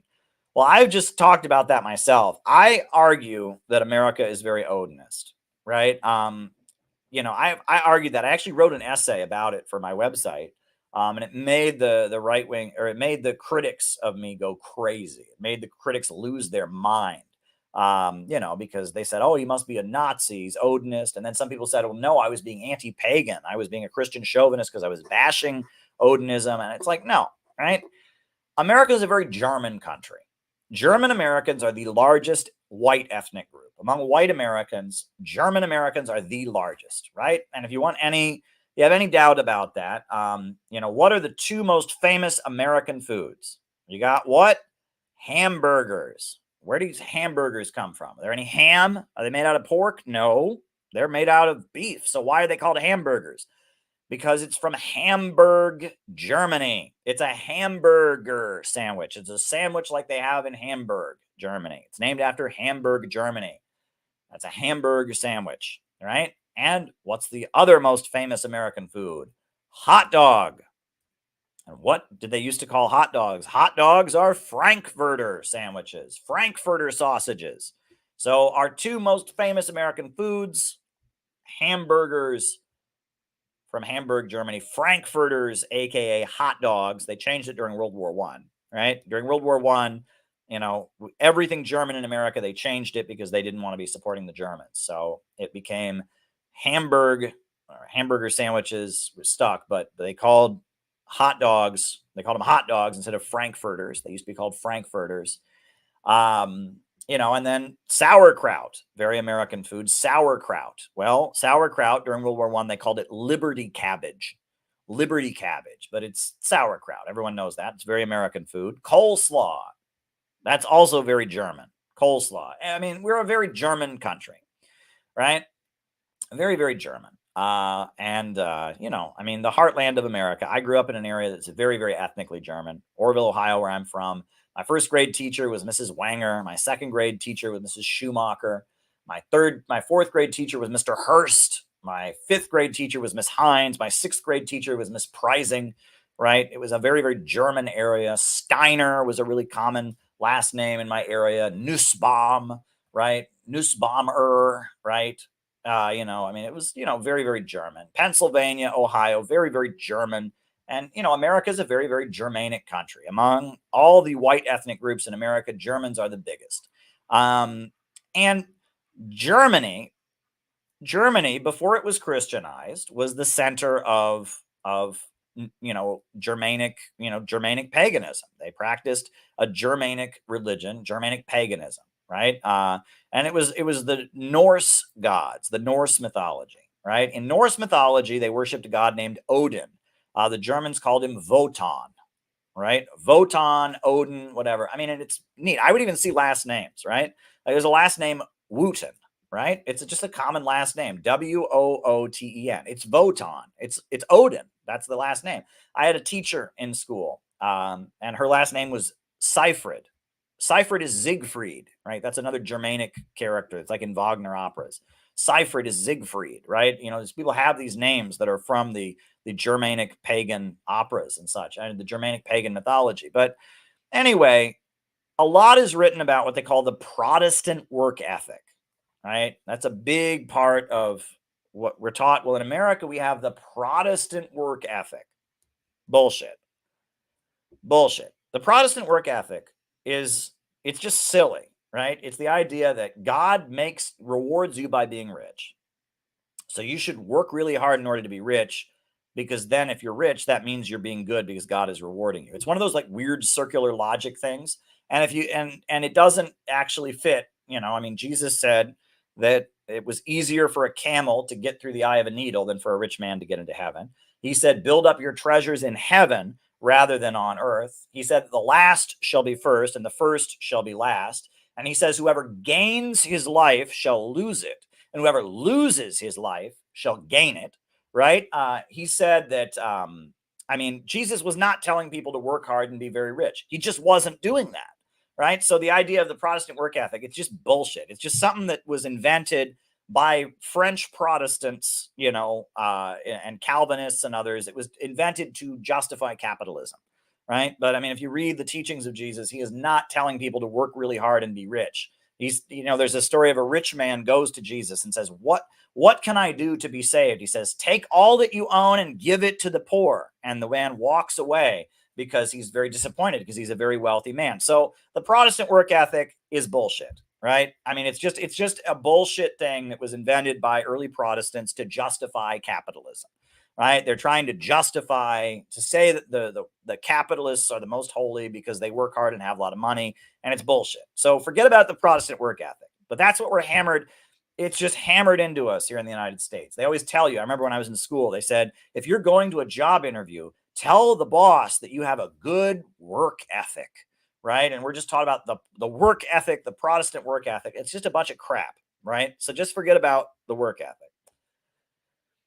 The American spirit is very, very heavily influenced by Odinism. Odin is the pre-Christian god of Germany. Wotan, Odin. Odin was not Jesus.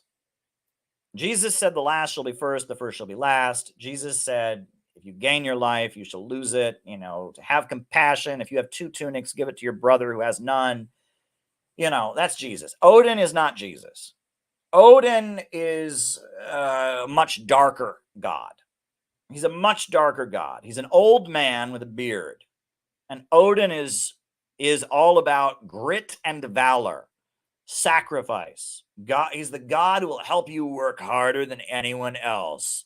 He's the god who will, you know, he's like a drill sergeant, right? Odin is this mean, ultra-masculine god that the ancient German pagans worshipped. Odin. When the Norsemen were in bed, they would, you know, they were dying, right? They would cut themselves with knives as they were dying. Why? Because the only way you could go to Valhalla, which was heaven, the only way Odin was going to let you into heaven is if you had died in battle.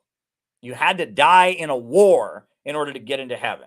So the old Norsemen would slice themselves as they were dying in the hopes that Odin would see their wounds and think they had died in battle so they could go to heaven, right? Odin says, if you don't die in a battle, you ain't getting into heaven. That's Odin. Odin is a god of grit and valor and sacrifice. He's not a god of being nice to people. He's not a god of love your neighbor. He's a god of go out and sacrifice. Odin. And I have maintained that a lot of American Protestants are actually Odinist in their theology. Why? Praying at football games. There's been Supreme Court rulings about this. Have you seen this? It's all over U.S. society, you know, but there were like, you know, court cases and lawsuits, but, you know, they still do this. I'm sure they still do it. Probably in my hometown, they still probably do it. I don't know. It's not constitutional. In America, we're not supposed to have, you know, if it's a public government school, you're not supposed to do religion there, but we do anyway. And before football games, you go to Texas, you go to Alabama, you go to Pittsburgh, you go to Pennsylvania, you go to a small town. And in a small town, in a small town, before the football game or the basketball game, the team joins hands and they pray. Well, I mean, nothing wrong with that, obviously. But what are they praying? Are they praying, dear God, let's all be friends? No. No, they are praying, dear God, help us go out and play so hard that we completely vanquish the other team. Dear God, make us so strong and mighty that the other team will be defeated and utterly crushed and destroyed by our strength. That's what they're praying. We know that, okay? Anyone who's ever been on a high school football team knows that's what they're praying. They're not praying for sportsmanship. They're not praying for the good of the game. No. They're praying, God, help us go out there and give it our all and never surrender and never back down so we can just totally pummel the other team and win a glorious victory. That's Odinism. They're not praying to Jesus. Jesus doesn't want to help you win the game and vanquish. Jesus wants everybody to win the game. He wants both teams to sit down and join arms and forgive each other and be buddies. But if you want to win the football game in high school, when you're out there with your coach joining hands praying before the game, you are praying to Odin. Whether you want to admit it or not, you are praying to Odin. Odin is going to help you vanquish the other team. He's going to help you go out there and crush the other team and vanquish and have grit and valor. It's Odinism, right? And I've maintained that America has a huge Odinist influence on its culture. Everyone writes about Protestant work ethic. No, it's Odinism. For example, Santa Claus is Odin. Let me repeat that. Santa Claus is Odin. Why? Well, Santa Claus is an old man with a white beard, and he comes around once a year. Yeah, I mean, that's what Odin was. Odin was this old man with a white beard in the ancient German mythology who came around once a year in the middle of the wintertime to breathe life into the earth. That's what Odin did, right? Once a year, Odin, you know, he came back in the dead of winter and he, everything's dying in wintertime, and he breathes life back into the earth, and then he goes back to heaven, right? So once a year, Odin shows up to give us all the present of life. Well, that's Santa Claus. He's an old man with a beard who lives somewhere else, some place far away. But once a year, he comes around and gives us a gift. He gives us, that's Odin. It's the myth of Odin. Also, right?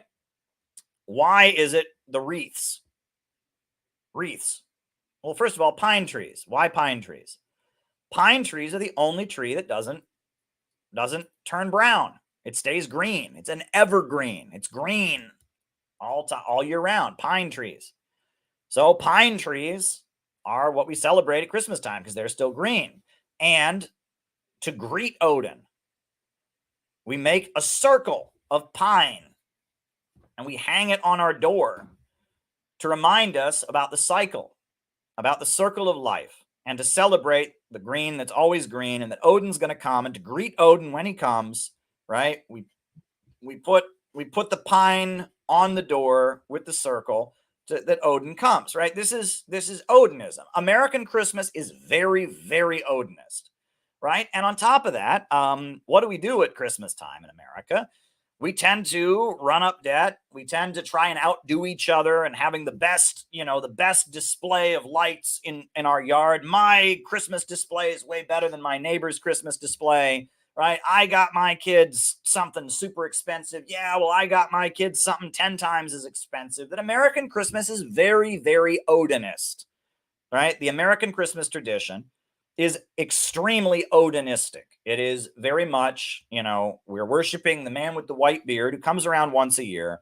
We're celebrating, with pine trees and wreaths. These are ancient German traditions, right? You think they were doing that in the Middle East, right? It doesn't snow in the Middle East, right? You think in Palestine, the ancient Christians were putting up, pine trees? Give me a break, right? No, I mean, the American tradition, it's Yuletide. Yuletide, which is the feast of Odin, is that, the winter solstice. It's when Odin shows up. It's it's all the old German, the pre-Christian German winter solstice festival, with the pine trees, with the man with the white beard who comes around once a year and breathes life into the earth. That's American Christmas is very, very Odinist. And look, Odinism isn't bad inherently, right? I mean, it can be bad, but what it really just means is that we Americans, we value hard work and sacrifice. I think that's a great thing. We Americans believe you can work hard and achieve your dreams. We believe in giving it our all and I think that's great. The problem is that imperialism and the global financial system has hijacked. They've taken our American, whatever you want to call it, our motor-mindedness, our work ethic, whatever you want to call it, and they have used it for evil. Because Ayn Rand, who's not American, she was born in Russia, and I mean, her ideas, she hated patriotism. Ayn Rand, when she heard John F. Kennedy say, "Ask not what your country can do for you, but what you can do for your country." I think it was Bernie Sanders. But anyway, that was my Bernie Sanders' Kennedy impression. But ask not what you could do for your country, but what your country can do for you. But anyway, he didn't sound anything like that. But anyway, but when John F. Kennedy said that, Ayn Rand condemned it. She said that's collectivism. It's collectivism. Ayn Rand hated it. But the Ayn Rand philosophy that says fuck everyone else, be absolutely purely selfish, right? That ideology is kind of attached to Odinism, right? It's supposed to be like, well, being a hardworking American, having grit and valor and sacrifice means you don't care for your neighbor. If your neighbor's struggling, he just needs a kick in the pants. He needs to work harder. He's a lazy bum, right? And the free market ideology has kind of attached itself to the American Odinism, and that has justified neoliberal economics, right? That, Milton Friedman, there is no free lunch. There is no free lunch. Everyone's got to work for something. Nothing is ever free. There's costs involved for everything. There's always cost. I'm Milton Friedman. Right? That neoliberal economics, which really became quite popular in the 1970s to justify austerity. It's just bullshit economics. It's just bad economics. We just privatize everything everything will be fine. Like, if there was no minimum wage, everyone would have a job. Bullshit. There would still be unemployment if there was no minimum wage. But they say that because they want to get rid of the minimum wage, right? Neoliberal, Chicago school, Austrian school economics is just propaganda for austerity. But it attaches itself to our American hardworkingness. We believe here in America, we work hard. Here in America, we sacrifice. And so that is a way they've attached to that and tried to get us to believe in neoliberalism. Meanwhile, socialism, if you want to call it that, socialism in America, especially the rise of Bernie Sanders, 2016, 2015, the rise of socialism in America has largely been the opposite of American motor-mindedness. It's been demoralization. It's been cynicism and frustrated, and that unfortunately for a lot of young people who become American socialists, a lot of young people who become socialists, it's best expressed in the tone of, fuck this shit. Give me some free stuff. Fuck this.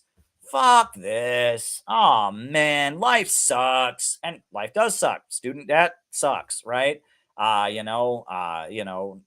having healthcare, not having a job, it sucks. And so it's kind of, they're not wrong. Big corporations get free stuff all the time. So why shouldn't Americans get free healthcare? Why shouldn't Americans be able to go to college for free? If we subsidize corporations, why shouldn't we subsidize our own population? The issue that I have with your typical American socialist attitude is not that it is wanting subsidy from the state. There's nothing wrong with that. The problem is that it comes with a kind of cynical attitude. Oh, man. Oh, life sucks. Give me some free stuff, man. And that's very unappealing to Americans. Most Americans don't have that attitude. We are brought up from the time we're kids to believe in hard work and sacrifice and working hard and never surrender and never back down. And, so a lot of Americans, the bulk of the American population, they hear the younger Americans saying, oh, man, give me some free stuff. And they're like, oh, don't be lazy, kid. Work hard. And they don't want to hear it. And what I have argued is that if you read Anna Louise Strong and her great book, I Change Worlds, which is one of my favorite books, if you read the Stalin era, you read the work of Huey Newton, if you read the work of William Z. Foster, you don't get a tone of, fuck this, give me some free stuff. Instead, you get a tone of, we are going to organize and build, and we are going to go out and construct. We're going to build a working class movement against the bosses. We're going to seize power and organize the means of production rationally. We are going to beat back the power of the ultra rich. We're going to turn America into a wealthy, prosperous country with working class power. You get a very Odinist tone, but it's Odinist collectivism. It's not that you're going to work hard in isolation from your neighbor. It's that you and your neighbor are going to work together, and you're going to pull yourselves up to defeat the forces of greed and destruction that are keeping people poor, right? If you listen to Joe Hill songs, right? If you listen to if you read American socialist writing from the Black Panthers, from William Z. Foster, from Gus Hall, you get a very Odinist, celebrating work, celebrating sacrifice, struggle, organize, resist. You get a very Odinistic socialism, but it's collective. It still loves your fellow man. It still believes in hard work and sacrifice. It still believes that we can do better and that we can build a better future. And so I've argued that we need to get away from the pessimistic socialism of the Bernie Sanders crowd, and we need to hijack some of the Bernie Sanders, some of the Odinist sentiments to build socialism. Right? That's what I've argued. Right? That we need to find Odinism that can be compatible with joint struggle, joint effort, collectivism, loving our community, loving our country, and standing up to the imperialists that are destroying it. Right? So that is my argument. That the same kind of sentiments that right now give rise to libertarianism. People who say, I believe in economic growth, I'm going to go out there and start my own business. Well, I'm saying, I'm saying that we need to find a socialism that celebrates motor-mindedness, hard work, development, and economic growth. And that's the thesis around Odinism that I've developed. So thank you for asking, Robert. I'm glad you appreciated that. I got another super chat here. The fact that earned income is taxed higher than capital gains Is that a subconscious acknowledgement that real wealth comes from human labor? I wish that was the case, but I don't think it is. I think capital gains tax is taxed less because rich people do it, and rich people wrote the law, right? I think that's what it is. You know, and it's, I mean, capital gain, right, is money made from other money, right? Usury. Whereas income, right, that's money you went out and earned. You know, and I wish that the capitalist bosses were acknowledging that human labor creates all wealth. I don't think they're doing that. I will add, though, that every major religion in history, Christianity, Islam, Judaism, etc., all have forbidden the lending of money at interest. Usury, because it leads to a creditor class, a group of people that have more money than everybody else because they make money by having money, and no real value is created in the process, right? Money only creates value when it is combined with human labor. Human labor is the source of all wealth, and that's why you are amazing. If there's any message that I have for all of you, it's that you are amazing. They want to tell you that human beings are just another animal. Human beings are, are a cancer on Mother Earth. Human beings are a burden on society, useless eaters. We're eating up the planet. No, you are amazing. No other species can do what you can do. Human beings are amazing. Human creative power is dynamic. Go and read The Role of Labor in the Transition from Ape to Man by Frederick Engels. Great essay by one of the founding fathers of Marxism, Karl Marx's close good buddy, Frederick Engels. He wrote The Role of Labor in the Transition from Ape to Man. And in that beautiful essay, he talks about how human beings are unlike any other creature because all the other species only interact with their environment. But man, humanity, forces the environment to serve him. And that human beings are constantly reinventing our relationship with Mother Nature. Beavers have been making their beaver dams the same way for thousands of years. Ants have been building their ant farms the same way for thousands of years. But in just 7,000 to 8,000 years, human beings have gone from hunter-gatherers in the woods to space travel and iPhones. No other species can do what you can do. Your mind is amazing. And your creative power, right? Animals just interact with their environment. God is the creator. And human beings have a godlike creative ability. We have a godlike quality. We are not gods. We are not all powerful, and we are certainly not all good, right? We are not gods, but we have godlike creative ability that no other species has. Let me show you a picture, right? Right. This is from the Sistine Chapel, right? Very famous work of art, right? I will just put this on for you, right? I will put this up. This painting, this very, very famous painting, the Sistine Chapel, right? Was it what? Sistine Chapel was painted by who? Leonardo da Vinci or Michelangelo, or who was it? Who did it? Michelangelo, right? Michelangelo, when he painted the Sistine Chapel,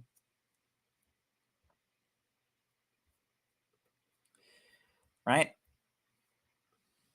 This is what's on the ceiling of the Sistine Chapel. And that's man. And that's God. And God is giving the spark of life and creativity to man, right? That is what that is supposed to represent, right? That man is an animal, but God is giving the spark of creative power to mankind. That's what the Sistine Chapel stands for, right? Is God is passing on some God-like ability to humanity. That's what it stands for. Is that man is special. Man is not an animal. God made animals before he made man, but man has a special, unique place. Right? And Marxism is a celebration of human creativity. It's a celebration of human beings' ability to reinvent their relationship with nature, and no other species is capable of expanding its population as rapidly as we are, is capable of expanding its life expectancy as rapidly as we are, as capable of expanding its comfort. We have this ability to constantly be reinventing our relationship with nature. And that is what defines humanity. And it's beautiful, right? That we have a godlike quality. And if you read, when you talk about the story of Adam and Eve in the Bible and all of that, it's all pointing toward that, right? That, human beings, we have this knowledge, we have this ability, and we may not be ready for it yet, right? That what do we do with it? Unfortunately, in addition to using our godlike ability to build and construct, we also use our godlike ability to destroy each other. We've created the atomic bomb, which has the capable of ending the human race, right? So humanity, despite having godlike power, also has a very animalistic side. And that when my books, in the opening essay of We Are City Builders, I talk about this, the city building tendency, city builders and vandals, the dual nature of humanity. That's what I talk about in the City Builders book. I talk about it,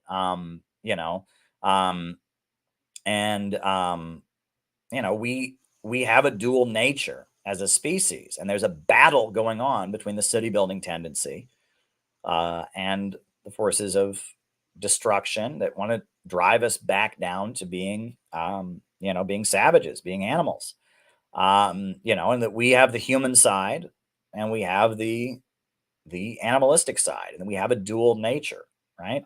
We're not gods, but we're not animals either. We have a dual nature. We have part of our brain that is like an animal's brain, part of our brain that is closer to whatever God is, right? And that is the battle that goes on within all of us, within every civilization, within all history, between our souls, etc. Right? Is that there is a contradiction between the godlike creative ability and the moral and rational side of humans and the destructive animalistic side of human beings, right? So there you go. I am 4 minutes until I end this. My voice is getting tired, but we're going to start up again at 7 p.m. tonight. But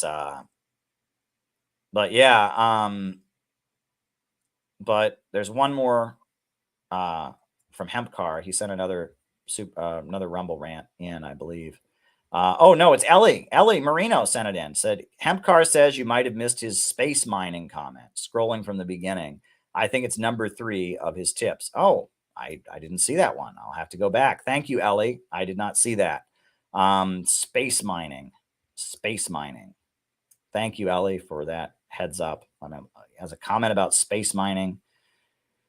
Thank you for your insight. Do you think exploiting the heavens, as Department of Defense calls mining space, is a Trojan horse to bring war to space? No, I don't. They claim pirates will try and loot and blow up their satellites. Rumsfeld talk about the space Pearl Harbor.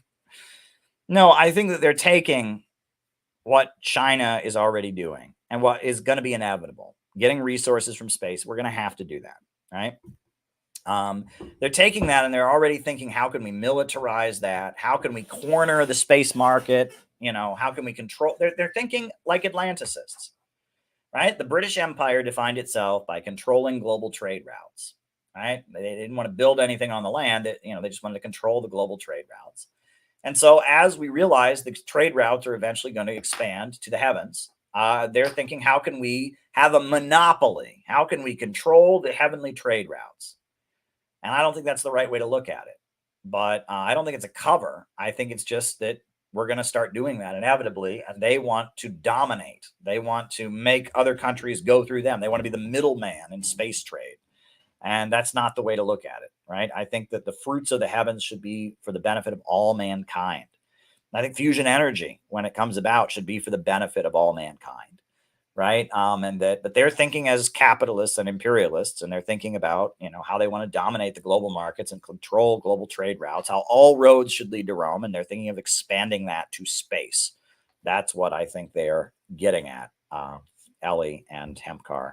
I think that's what they're getting at. And yes, I believe in Fusion City, right? A giant one city for the whole global dramatic effort to find fusion energy in the center, the heartland of America, build a giant facility. We need to get back to talking about Fusion City, right? The problem is that I don't have the expertise to write the actual proposal.